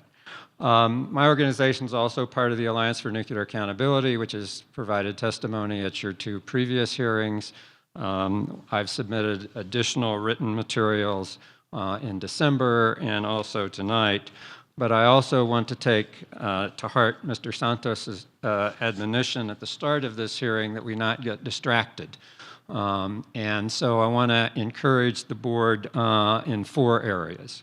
I want to encourage our congressional folks who are here, and I'm talking as well to their friends in Washington, that they need to take action against DOE in this order as well. So with regard to the waste isolation pilot plant, I want to reiterate tonight the request we made in our December 28th letter that the board increase its staffing and in fact consider having resident inspector or inspectors at WIPP. It's a very important facility. You all have done good work there, but as I'm going to talk about in a minute, there is more that can and should be done. We're especially concerned about the continuing safety problems at WIPP and the inadequate responses to the 2014 fire and radiation release. And we think the current way that WIPP is being operated and the safety problems could lead to similar incidents in the future. We appreciate the board looking at these issues and pointing out some of the problems. But as you may know, but many people in the audience may not know, the DOE Office of Enterprise Assessment initiated an investigation on January 29th of 2019 of the Nuclear Waste Partnership, the operating contractor at WIPP, regarding, quote, the events occurring from July through October 2018, and get these words, include multiple overexposures to hazardous chemicals, including carbon tetrachloride, nitrogen dioxide, sulfur dioxide, as well as a series of heat stress incidents. So all of these events have affected workers, have caused them to be exposed in ways that they shouldn't have been. I, of course, was aware of these incidents in part from the Safety Board's reports, long before this investigation came out. In some cases, I talked to Mr. Schrader, the WIPP site manager, who was unable to be here tonight about these problems. But it's very important that the board, we have demonstrated problems that are not being adequately addressed.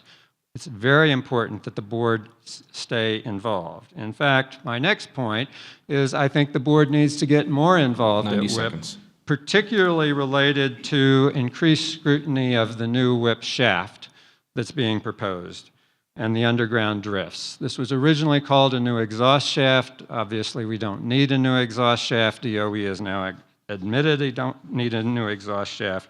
But I would particularly like the board to pay close attention to design for the new shaft, which looks again like another of many DOE and contractor financial boondoggles, but the rush will lead to safety problems. So for example, does the new design safely and adequately integrate with the existing underground footprint? How the ventilation system would ensure that existing underground contamination doesn't spread to the new drifts and shaft? How our ongoing ground control problems would be addressed in an even larger underground footprint, and the safety of multiple evacuation locations that would be created, and importantly, whether the base safety practices are being incorporated into the design. The representatives here tonight tried to indicate, has been said, that there's not much change. We don't count on that being the case.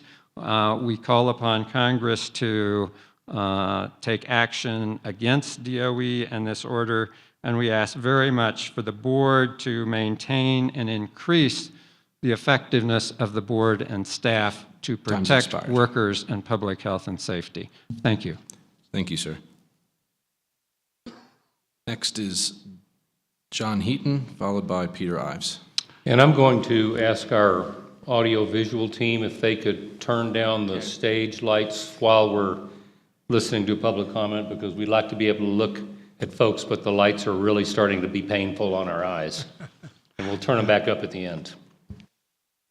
Again, my name is John Heaton, and I'm chairman of the Mayor's Nuclear Task Force in Carlsbad. And I want to start off by saying thank all of you very much for being engaged with us and visiting the many times that you did to Carlsbad and visiting with the community and overseeing the recovery process. So thank you again very much for that. Our task force is very concerned about the elimination or about the institution of 140.1 and the limits of the physical, personnel, and document access that it imposes. We have numerous regulators at WIP, as you well know, but we have two that we think are really independent, and that is MSHA in the mining arena, and then the Defense Board in the rest of the operations. So we think that you are very important, and it would be horrible to lose you in that position. We typically meet with DOE, our group meets with DOE and the contractor usually twice a month, and we get very well briefed. They're very open, they're very honest, very straightforward, but issues related to what events may occur sometimes we think get ignored, and we would like to hear about them as well, and we think that you are the answer to that. I think WIP as a HAZCAT 2 facility, and as I understand the order, and it was the pink block up on the graph, is eliminated, frankly, from your strict oversight. And that is really of deep concern for us as well.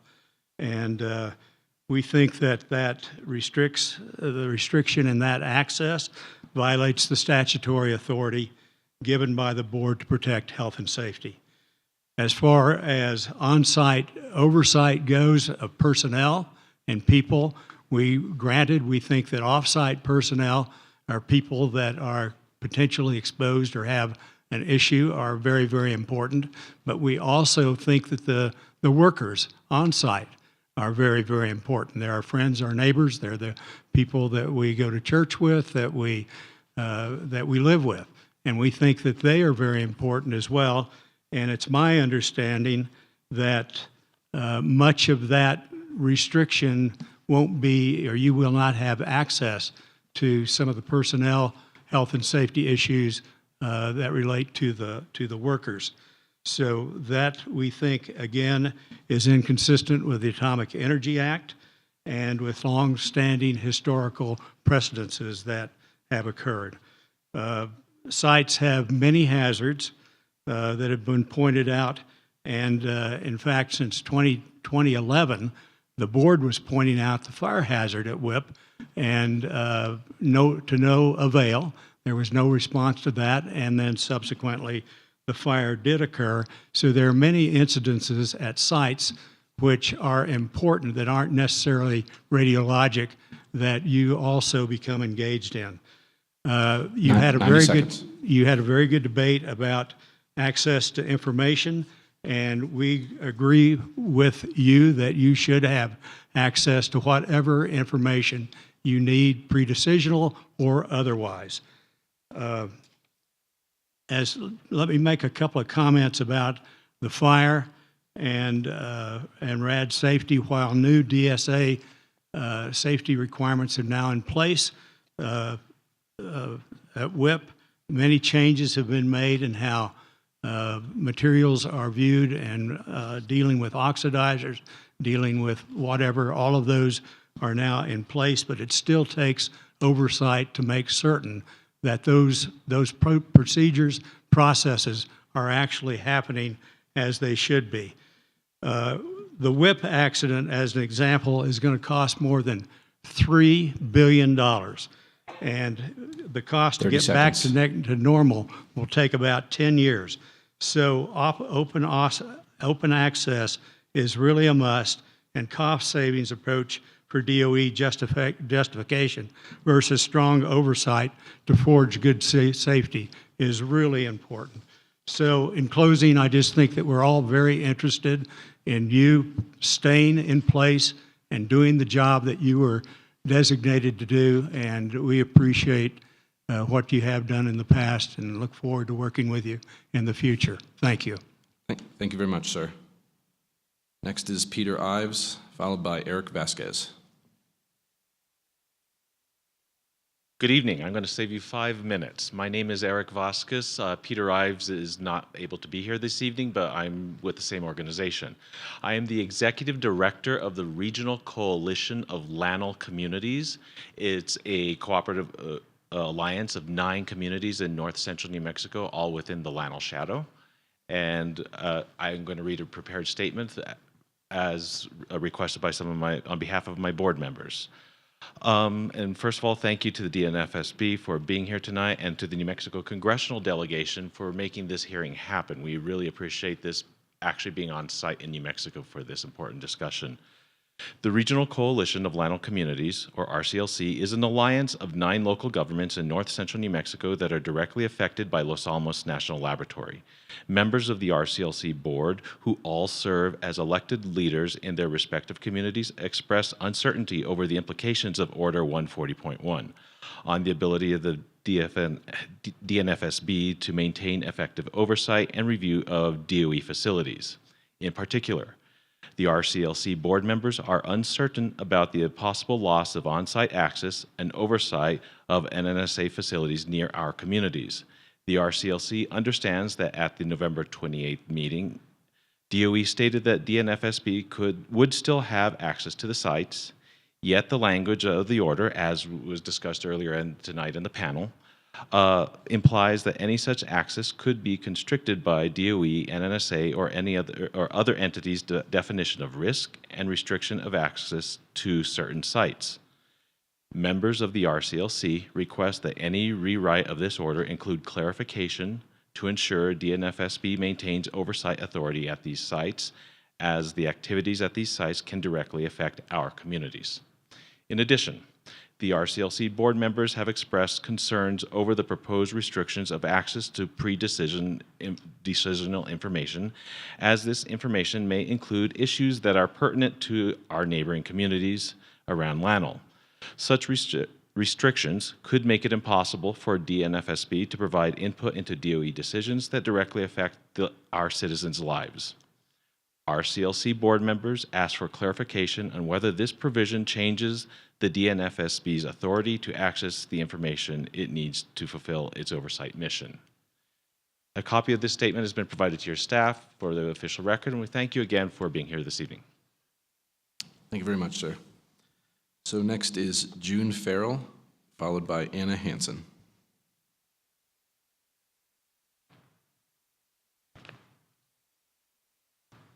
I'm June Farrell, and I'm with a Santa Fe group called the Nuclear Safety Advocates Group, NSAG, we call ourselves. And I wanted to thank you for this opportunity to be here, and thank you for coming. We support our New Mexico National Labs, and we want them to be the best they can be. We advocate for safety, transparency about operations, and education to develop a safe workforce. In Santa Fe, what happens in the labs directly affects us. Our friends, our parents, children, some of us go to work every day at Sandia or Los Alamos. The threat of radiation at Lanel is too real for us. When accidents occur, health is impaired long term, and anxiety persists. Not only do we pay for accidents through loss of health and well-being, but the whip accident cost taxpayers billions of dollars. Now, Order 140.1 takes WHIP off the board's oversight list and seems to imply the unthinkable, that Lannel and Sandia may no longer be under the board's oversight. When there are safety issues, our communities need assurances that corrections are being made, and we need access to information. We can be part of the needed solutions. NSAG used your reports to write the 2018 New Mexico Democratic Party's nuclear safety planks. One of our planks states, our elected officials should advocate for continued public access to nuclear safety information. We are concerned that Order 140.1 removes that access and transparency. But moreover, it limits the board's role to only those matters that lie outside of DOE site boundaries. This limitation means that you, the board, whom we've depended on since 1988, would no longer be protecting our workers' health and safety. Another problem. Order 140.1 states, DOE should speak with one voice. Speaking with one voice means closing out 90 seconds. divergent views. I taught an ethics seminar to the National Society of Professional Engineers, and I used a case about the near disaster of a nuclear meltdown at Davis-Besse Nuclear Power Station. The situation became so serious because decision makers, including the NRC, didn't listen to all the concerns. A later report from the NRC recognized that error. Information and transparency help prevent disasters. The board offers an objective view because you don't have the pressures of profits, deadlines, bonuses, developing new programs. I keep hearing from this side that there's no real change. Well, we say, 30 seconds. If it ain't broke, don't fix it. So we need the safety board to have its original powers restored. Then we can feel safe in educating and sending our next generation of children to work in those labs. Thank you. Thank you very much, ma'am. Next is Anna Hansen, followed by Dan Walsh.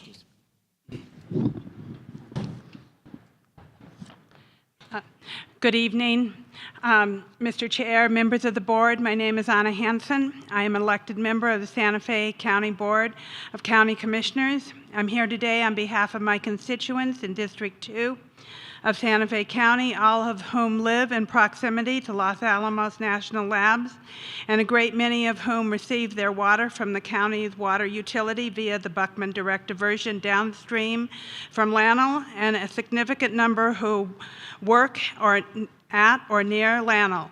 I want to express my very serious concerns about the potential effect of DOE's Order 140.1 on the Defense Nuclear Safety Board's ability to perform its critical statutory duty. In order to fulfill the mission of the Safety Board, the Safety Board must have access to a range of information regarding the design, construction, and operation of defense nuclear facilities such as Lannel.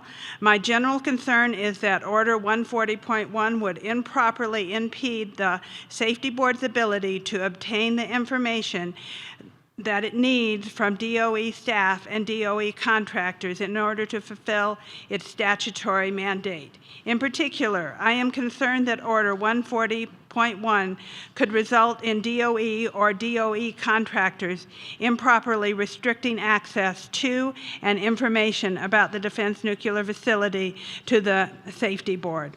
I note that the enabling statute for the DNSFB Safety Board at 42 U.S.C. Section 2286C, parentheses A, mandate that the Secretary of the Department of Defense shall fully cooperate with the Board and provide the Board with ready access to such facilities, personnel, and information as the Board considers necessary to carry out its responsibility under this subchapter.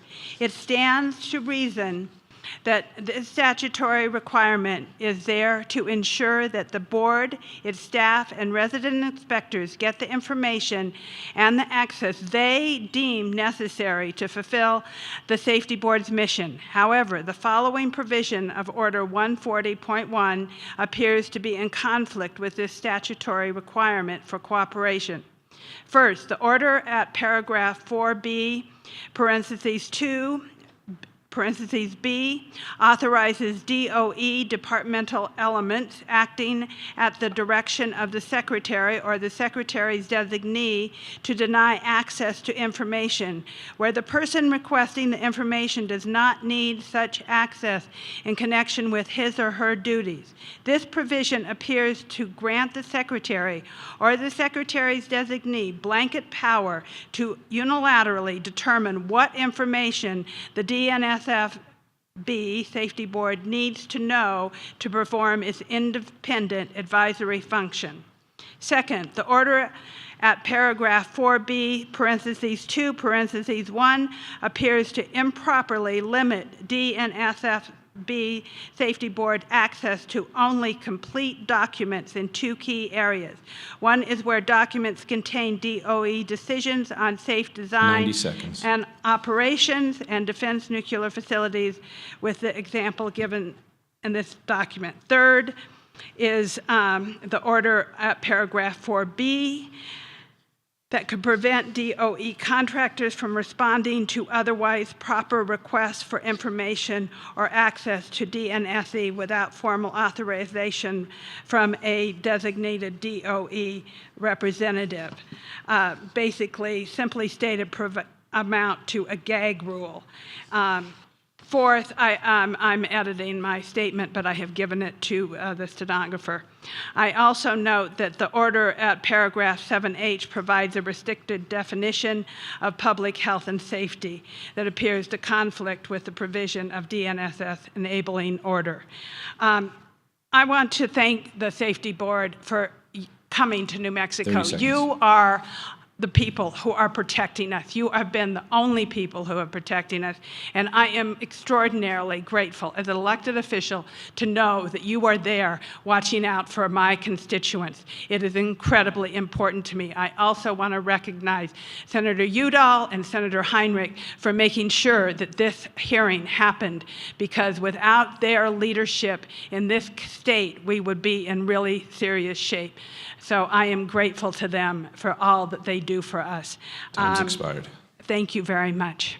Thank you very much, ma'am. And Commissioner Hanson, thank you for taking the time to meet with Board Member Santos and me earlier today. We appreciate it.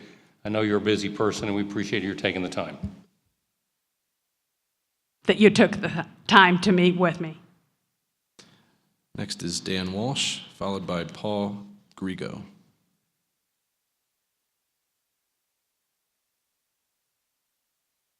Dan Walsh? No? Okay, we'll go on to Mr. Grigo.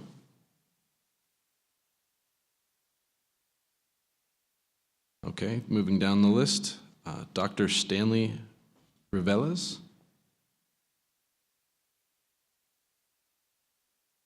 Thank you very much, Mr. Chairman. I'm Stanley Riveles. I'm the chair of the Northern New Mexico Citizens Advisory Board. I'm here to present and to represent the recommendation of our board, along with Mr. Robert Hull. Our recommendation, which we have included in your record for this meeting, is to suspend implementation of Order 140.1 pending clarification of how that order will be implemented at LANL EM sites and how such implementation may differ from previous practice. Despite what we've heard tonight, it is our view that the suspension of the order is not OBE. It is not overtaken by events. And that despite the discussions that we've had here tonight and in your previous two hearings, that there has not been sufficient clarification of the implementation of that order and of the inconsistencies between the language in the order and the requirements of the law. We believe in particular, let me just back up for just a second and say that our Citizens Advisory Board is an official FACA-type committee. That is, we are chartered by the Department of Energy to provide advice and recommendations. We have 24 members of our board representing all of the northern New Mexico community, including the Pueblos, and people, citizens all the way from Las Vegas in northern New Mexico all the way down to Santa Fe and Albuquerque. We think that despite the discussions here today, many of the key issues that are of effect, of interest to New Mexico and New Mexicans have not been answered. In particular, for example, the question of the status of workers on the sites and the various categories of workers that might be excluded from the purview of the Safety Board. The status, for example, of staff and whistleblowers who might be concerned. Let me add in particular that the question of WIP is a binary question. Is it or is it not subject? And we saw a chart up there that remains a question. Our representatives, Senators Heinrich and Udall, have been strongly supportive of the lab, but they have been also consistent in being skeptical about the effect of this order, and we are disappointed. They have worked hard to try to get the order suspended. They did not succeed in the Congress, but we do not believe it is right for this order to stand as long as so many of the provisions of that order have not been clarified. Let me end by saying that I believe with some other members of the board that this is a question of public credibility. And I want to read you what we said in our recommendation, that disagreement on the implementation of the law among executive branch agencies, as is currently the case, jeopardizes the health and safety of the public. This is not merely a bureaucratic problem. By fostering the perception of organizational conflict, it undermines public credibility, and I urge you to persist. Thank you very much, sir. Next is Susan Gordon, followed by Janet Greenwald.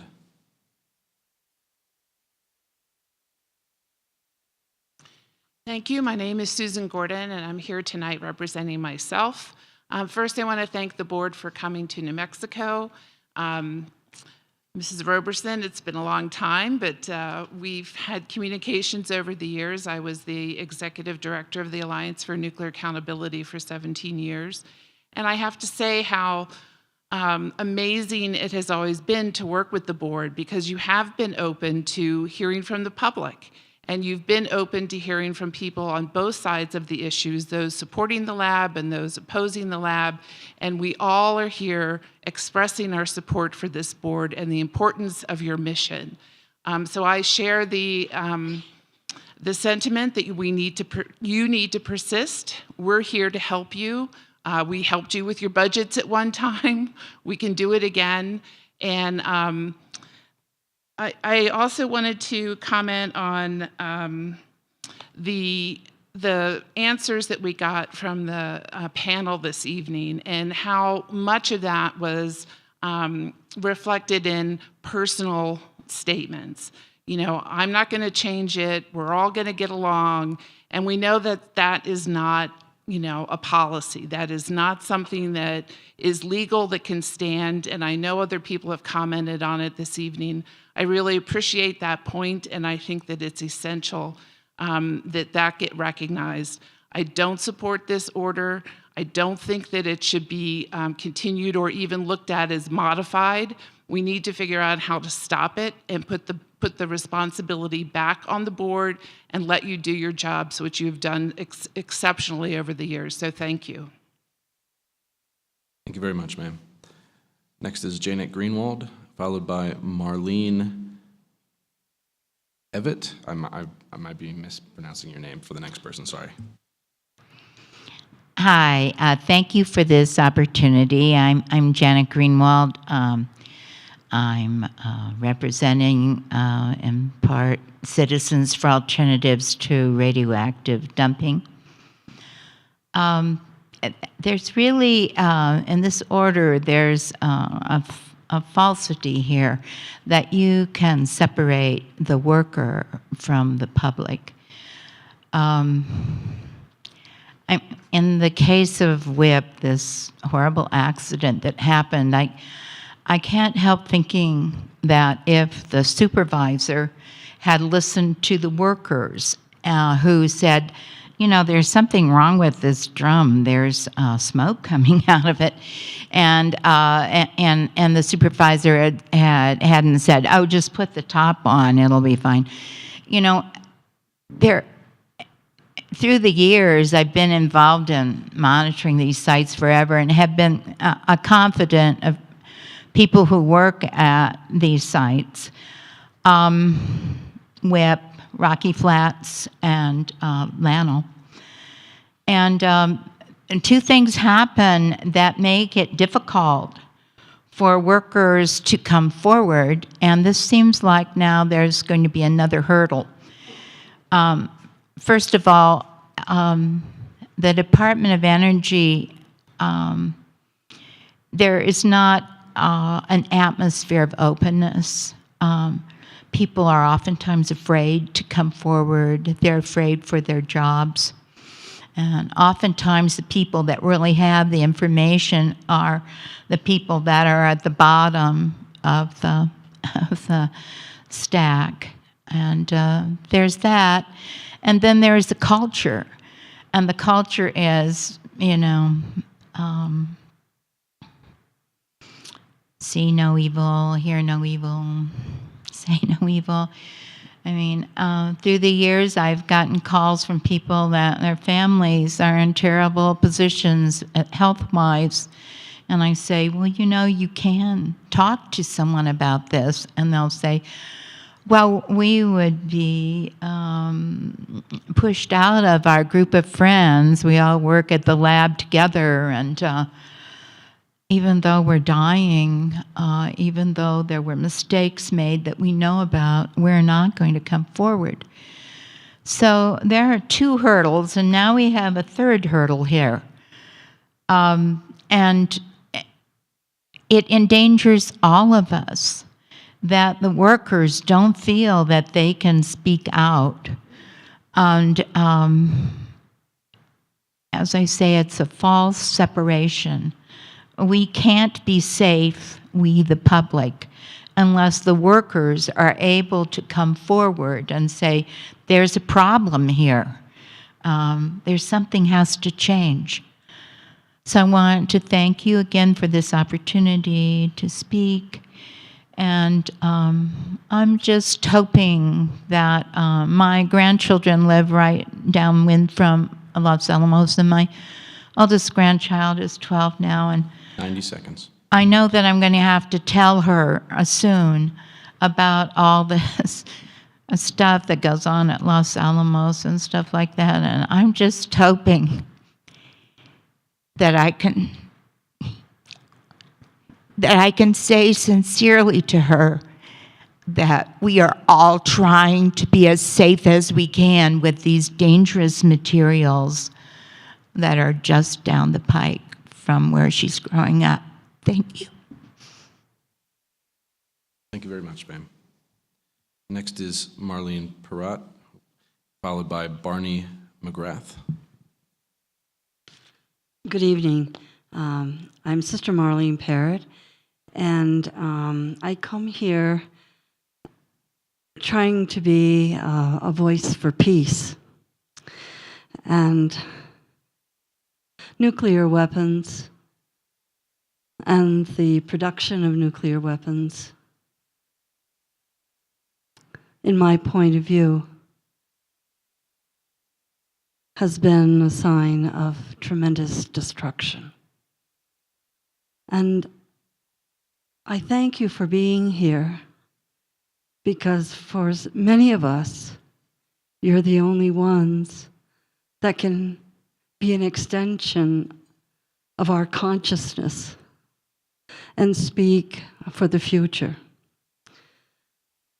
I come to you in the context of what is actually happening with our President Trump's administration. His nuclear policies, rescinding from nuclear treaties, all done by executive order. And the gentleman I thank you for talking about the public credibility. When there's no voice in these kinds of decisions that hold the very life of our planet, I would want to say just three things. The Department of Energy and the Department of Defense should not, cannot be self-regulating. And with respect to the board's demand for information, this should not be discretionary, that they can decide whether or not they can. The Department of Energy and the Department of Defense are not absolute power. We are not people seeking destruction and bullying, but rather we really look to you to help extend the treaty that we have signed. And this is law. So thank you very much. Thank you very much, ma'am. Next is Barney McGrath, followed by George Jones. Thank you for coming here tonight. My name is Barney McGrath. I'm a member of NSAG. June is one of my colleagues. I have 2 points to make. Okay, I'm not a super analytical person. Right? I came here tonight to see the players and hear them interact with each other, and boy, was I surprised. You know, I believe Mr. Hamilton asked the panel if this DOE Order 140.1 had fixed anything. And Mr. Hensey replied that gaps were not filled or created by this order. But the very next slide was a pie chart that showed over 60% of the facilities that you now oversee, I believe, you have oversight over, will not be covered under this order. Am I missing something? That seems like a gap to me. There's a gap. Okay, and the second point I wanted to make, no matter what he says, that is a gap, was I would like the board to investigate the number of accidents from exposure to radioactivity before the order was implemented and after the order was implemented. So I understand that it was implemented in May of 2017, or May of 2018, and so that gives us about 10 months now that it has been in order. Is that right? Okay, so let's take the previous 10 months, and there are numbers for the radiation exposure accidents for that. In fact, those numbers were given to us at a meeting of the New Mexico Radiation and Hazardous Waste Committee. And those numbers for accidents for radiation exposure are in this pie chart that he gave to us at that meeting. And this pie chart shows 97 accidents, of which 6.6% were radiation exposure accidents. So that's about 6. And over this reporting time period of 11 months, that's pretty close to half of an accident per month, or every 2 months an accident. So that's before the order was implemented, and I'd like that to be compared to what accidents have happened since the order was, because we want to know if the safety of the workers has been compromised by this order, and I think that's a good way to find out. Thank you. Thank you very much, sir. Next is George Jones, followed by Joan Brown.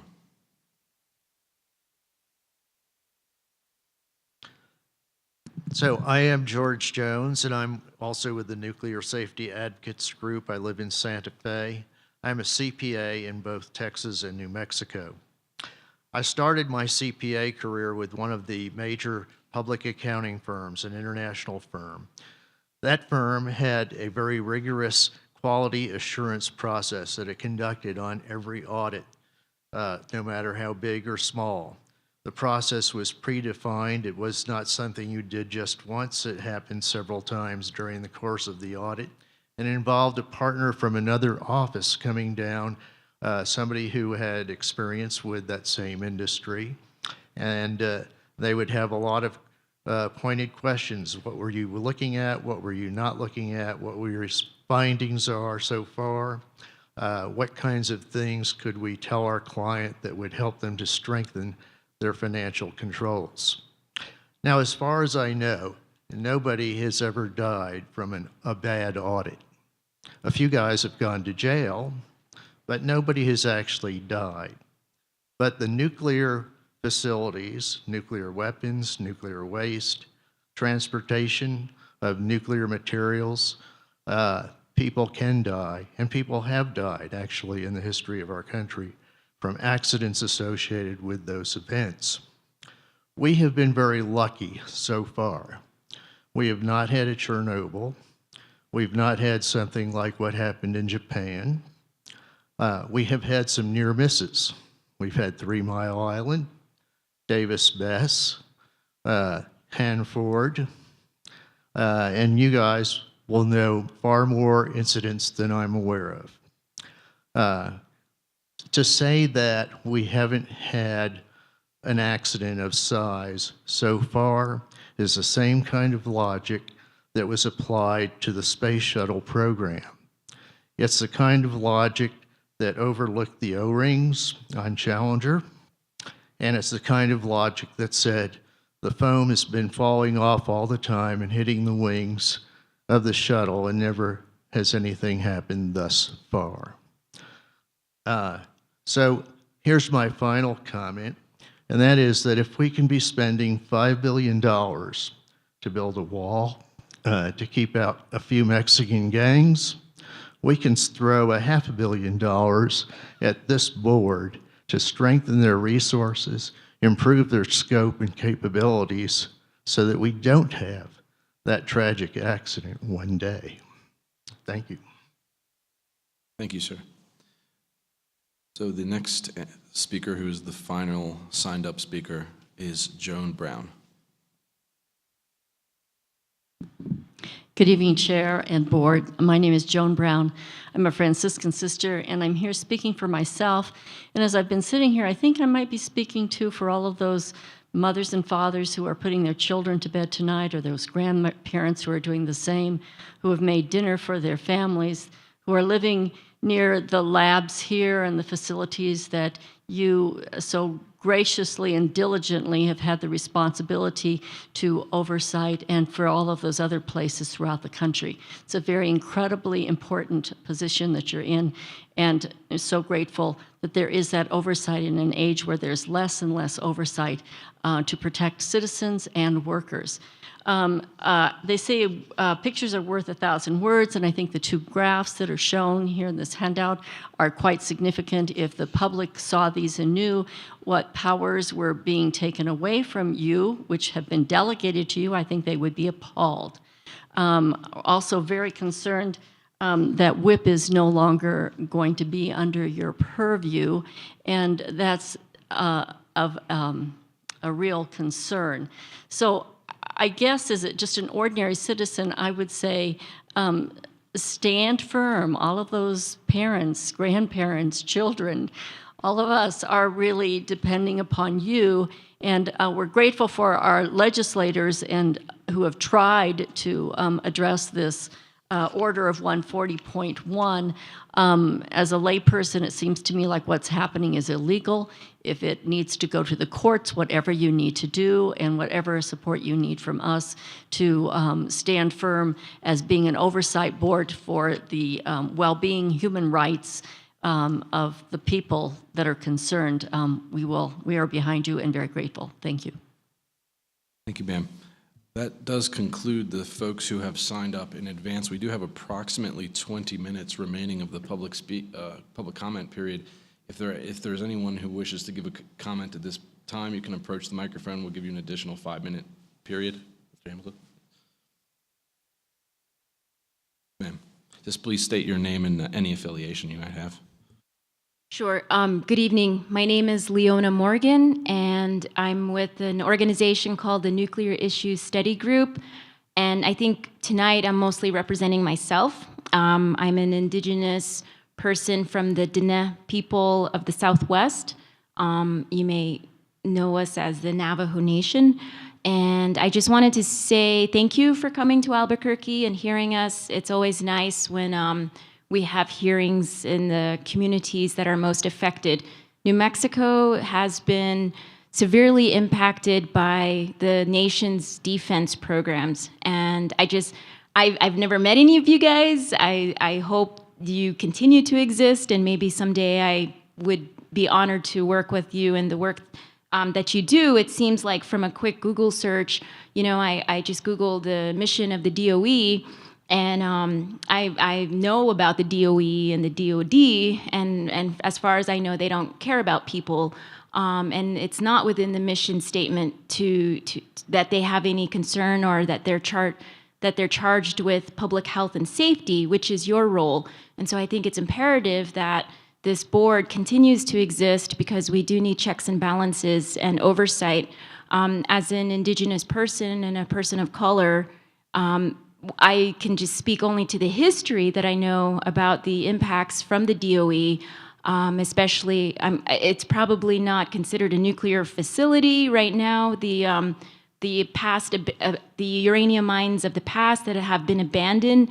I just want to give an example, a couple of instances that I see as sheer racism and oppression, and I would even call it, some of our friends, we refer to this legacy of radioactive contamination as nuclear colonialism, and one of my friends calls it a slow genocide, which if you look at the definition of genocide under the UN, the United States is definitely guilty of this crime, because for us as indigenous peoples, uranium mining has happened on our lands mostly, and the DOE has they counted about 4,000 abandoned uranium mines that were used for defense purposes, so 4,225. However, the EPA has collected a total number of 15,000 or more mines that have uranium occurrence.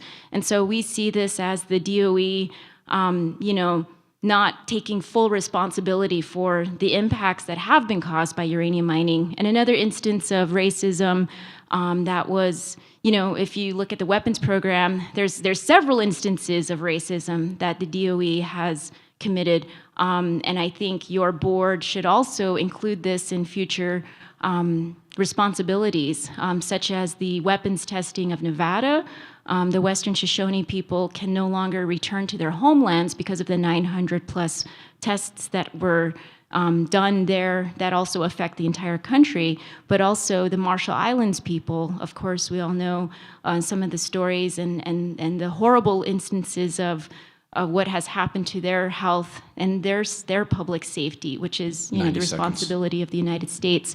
And so because of this extremely horrible history, I can only venture to guess what the future would look like without a board like yourselves in place, if the DOE is allowed to move without any type of checks and balances and sharing of information and transparency. So I want to thank you for your service, and yeah, I conclude my statement there. Thank you. Yeah.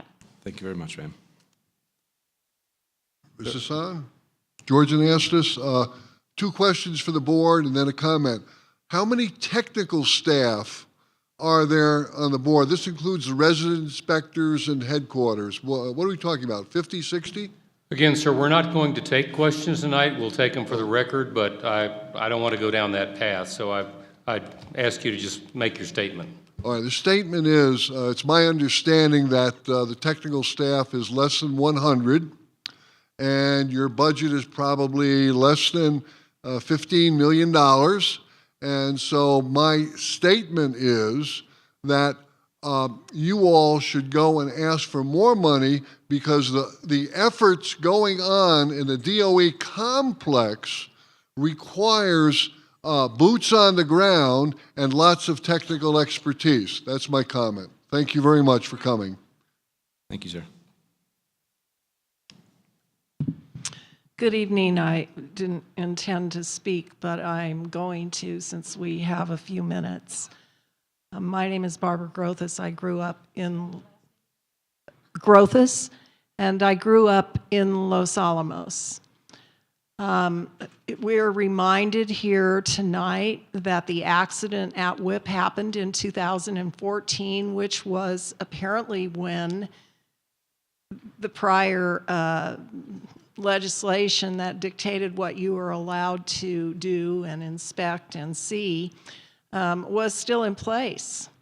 This new dictate, we understand, came down in 2018, and yet we were told tonight, I believe, that the WIP accident is 10 years of taxpayer, 10 or longer years of $10 billion for one accident that was caused from the negligence in Los Alamos. And that's with you in your role currently. So that is not only a health and safety factor, but it is enormous cost that has been laid on the taxpayers by the negligent behavior of the laboratory under the prior dictates and inspections and theoretically rigorous investigation and oversight of their behavior. And this failure to have a culture of safety in Los Alamos is extremely concerning with this new regime. And I just want to say that as a taxpayer, as a resident, as someone who grew up in Los Alamos and finds the colonial mentality of the laboratory that has been imposed and this kind of nuclear well, it's already been called colonialism. I'm likening it to the Confederacy of the bomb, a story that Los Alamos has told about itself that has been untruthful and cover-up of their true mission, which is the destruction of life on our planet on a scale of which we have not been able to comprehend until the catastrophe of environmental destruction that we are now facing which is sort of almost on beyond what has happened with the nuclear business. Thank you very much for your long service. Thank you for being here tonight. And I appreciate that a few of the panelists from this side did stick around to hear from us. Thank you. Thank you, ma'am. Anyone else?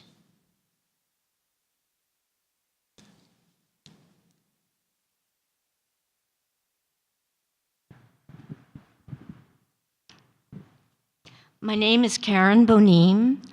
I've lived in New Mexico about 27 years.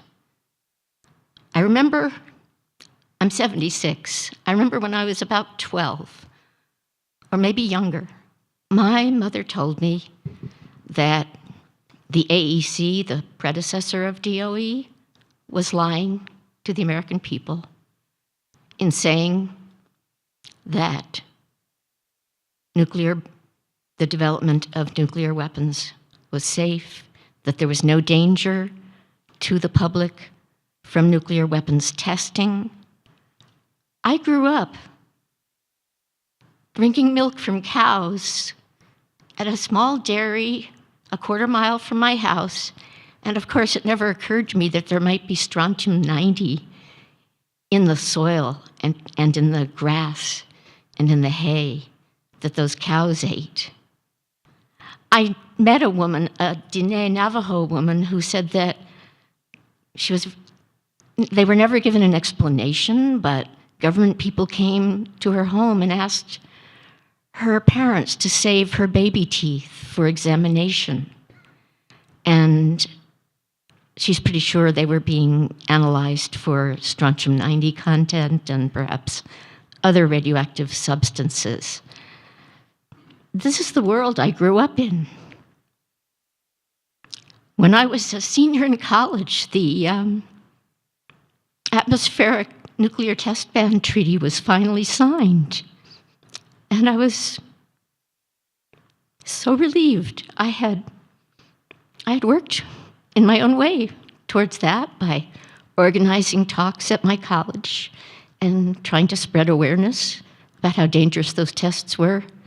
I remember reading that Linus Pauling, the physicist whose textbook some of my chemistry class, the more advanced people, used. We were given a choice of 3 textbooks at Harvard. Depending on our background, I had no high school chemistry, so I took the more elementary book. And he predicted that there would be I believe it was a 1% increase in child leukemias attributable to the nuclear testing. And I just feel from my readings and my observation of the world around me in this country that Los Alamos and probably all the other sites have cultivated a culture of secrecy, which was necessary during World War II when I was born, but was certainly hardened and made like stone. In its name, in the name of nuclear, of defense and safety and the national interest, people were sacrificed. People here in New Mexico and people in Chicago and San Francisco, and especially Rochester, New York, where 90 seconds. a total of 18 or 9, I think it was 18 people were injected with plutonium deliberately without their knowledge or consent. You can read about it if you haven't in the book by an Albuquerque reporter who wrote for the Tribune, which the Albuquerque Tribune no longer exists. But she found out accidentally when she was doing research on animal experiments during the war and after, she found out that because there was a footnote that hadn't been redacted, and the 2 words that jumped out at her were "and human experiments." She went on to write a 400-page book with 100 pages of bibliography and 100 pages of footnotes that I advise you all to read. It's called The Plutonium Files, but it goes way beyond the 18 people who were injected with plutonium. Tens of thousands, pregnant women, were given radioactive iron and told it was a vitamin cocktail they were drinking. And some children died after they were born, maybe 11 years later, after a lifetime of illness. We need you. We need your oversight. And I pray that you will not give up this fight to get the information you need to do your jobs. Thank you for coming, and bless you all. Thank you, ma'am. I think we have time for one more speaker, if there's anyone.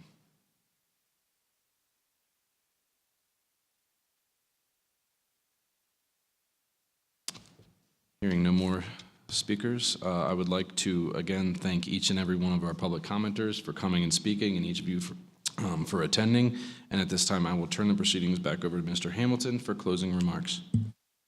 Thank you, Mr. Gilman. I will now ask my fellow board members for their closing remarks, and we'll end with my own. Board Member Santos.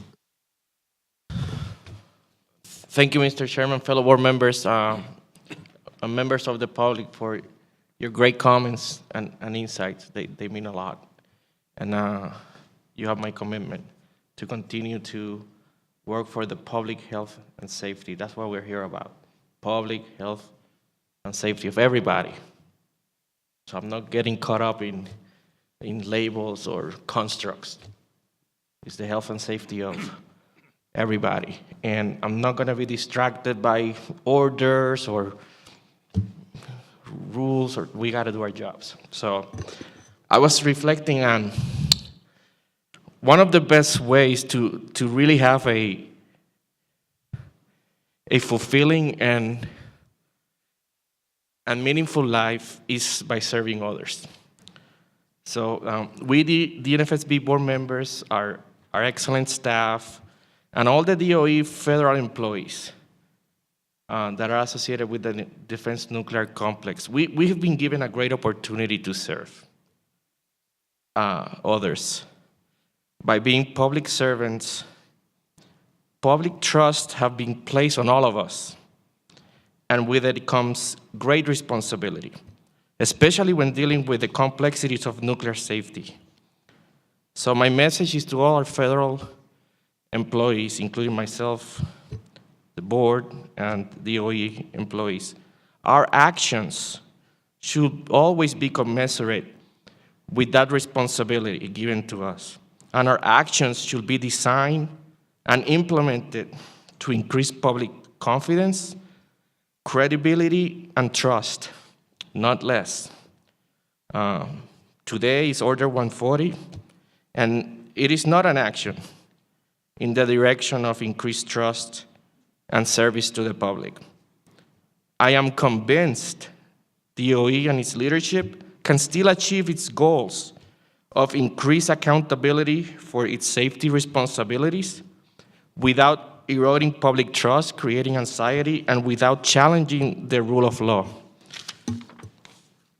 I look forward to continued interactions, and I encourage fellow board members to expand this series of hearings regarding DOE interfaces with the board, the importance of oversight in providing adequate protection of public health and safety to other states where defense nuclear facilities can continue, and so we can continue to engage with the public. So as soon as I get back, I'm going to be proposing an action for board consideration, so we can do this next hearing in one of the sites. That concludes my opening remarks. Thank you. Thank you, Mr. Santos. Board Member Connery. Thank you, Mr. Chairman. Somebody quoted The Wizard of Oz earlier, which was unique, but since he did, I'm going to also quote The Wizard of Oz and state that there's no place like home. And these facilities are in your homes, not in our backyard. And I appreciate the fact that you've welcomed us here, welcomed us to New Mexico, to your homes. And I understand that the laboratory, Sandia and Los Alamos and WIP, are a source of pride for the community, as they should be, because of their great scientific achievements over the past, but also a source of grave concern. And that's one of the reasons why it's important for us to come out and hear from you. And I would remind you to recognize the pluses of having these great resources within your communities in addition to the concerns. I'm an optimist, so I believe that my colleagues at DOE are acting as they perceive in the best interests of both the nation and the communities that they serve, and that they're doing what they can in their minds for public health and safety, as well as to be good stewards of public coffers. That being said, as we said a couple of times tonight, the words on the page don't reflect the words that we heard from some of our colleagues, and we don't know what's going to happen along the way. Additionally, when you write an order like DOE 140.1 and you put it in the public domain, your staff members, our staff members, it becomes part of their psyche, and they start second-guessing what it is they're doing and how it fits into the order. So there could be unintended consequences, and we may be actually doing more harm just by having the order out there and having it not rescinded because they feel frustrated by the order and constrained by it already, and it has affected even how some of my board members and my staff have reacted over time. Our responsibility and the mission of our agency is to oversee DOE, but it's also to provide you with the confidence that the department is doing its job. And therefore, in my opinion, the department should have a vested interest in making sure that we can do our job well and that we can project that confidence to the public. And it's clear from public comments tonight that we might not have achieved that goal to date. I also want to make sure that you can take comfort in the fact that Order 140.1 is DOE's order. It's for DOE. I don't adhere to that. I have a statute, and as long as I'm in this position, it's the statute to which I'm going to adhere. And I think my fellow board members will echo that sentiment. So thank you for your hospitality. Thank you for having us here, and we hope to see you soon. Thank you, Ms. Connery. Board Member Roberson. Thank you, Mr. Chairman. First of all, I want to say thank you to all of you who have endured through the evening, and thank you for coming out to be a part of this hearing. Somebody quoted The Wizard of Oz, and I'll leave that to Ms. Connery, but several also referenced Senator Glenn. And we have all, I certainly have spent a lot of time studying not just the legislation, but the legislative record supporting the legislation. And Senator Glenn was very clear. There are a lot of reasons for the board, but one reason one of the primary reasons he thought the board was essential was to provide independent oversight to make sure that the department did not become overconfident or complacent in assuring adequate protection of the public.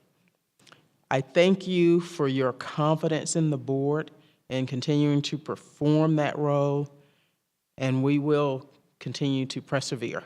Thank you. Thank you, Ms. Roberson. I will now offer my personal closing remarks. We've heard a lot in the 3 hearings that we've had on this subject, but as I stated in the first hearing in August, the primary question for me remains, is DOE Order 140.1 consistent with the Atomic Energy Act? In my view, it is not, for several obvious reasons. Among them, the order claims to exempt the DNSFB oversight from hazard category 3 in radiological facilities. But hazard categories are a DOE construct, nowhere articulated in the Atomic Energy Act. The order claims to limit the adequate protection of the public health and safety to people only beyond the site boundary of a defense nuclear facility, thereby excluding workers' safety and the safety of others on site from board's oversight. This cutout is nowhere articulated in the Atomic Energy Act. The order claims to exempt the board's oversight in situations where the Department of Energy determines that the adequate protection of the public health and safety is not adversely affected, thereby making the Secretary of Energy the arbiter, a specious and circular argument given that the Atomic Energy Act directs the board to opine and offer recommendations on that very question. We have heard repeatedly from DOE representatives that they really don't mean what they wrote, or at least they really don't intend to follow what they wrote. Not only is this a curious position coming from representatives of our government, it is a particularly bizarre argument coming out of the nuclear culture that has set the standard for following the written rules to the letter. This concludes my personal remarks. I would now like to again thank the witnesses and the organizations and speakers today for supporting this hearing. I also want to thank all those who attended either in person or via the internet. Our goal for this hearing was to gather information on the department's implementation of Order 140.1 by DOE field offices and to hear from interested members of the public. This was the third in a series of 3 hearings regarding Order 140.1. This evening we heard testimony from field office managers for the National Nuclear Security Administration's Los Alamos and Sandia laboratories and the environmental management at Los Alamos, as well as from you, the public.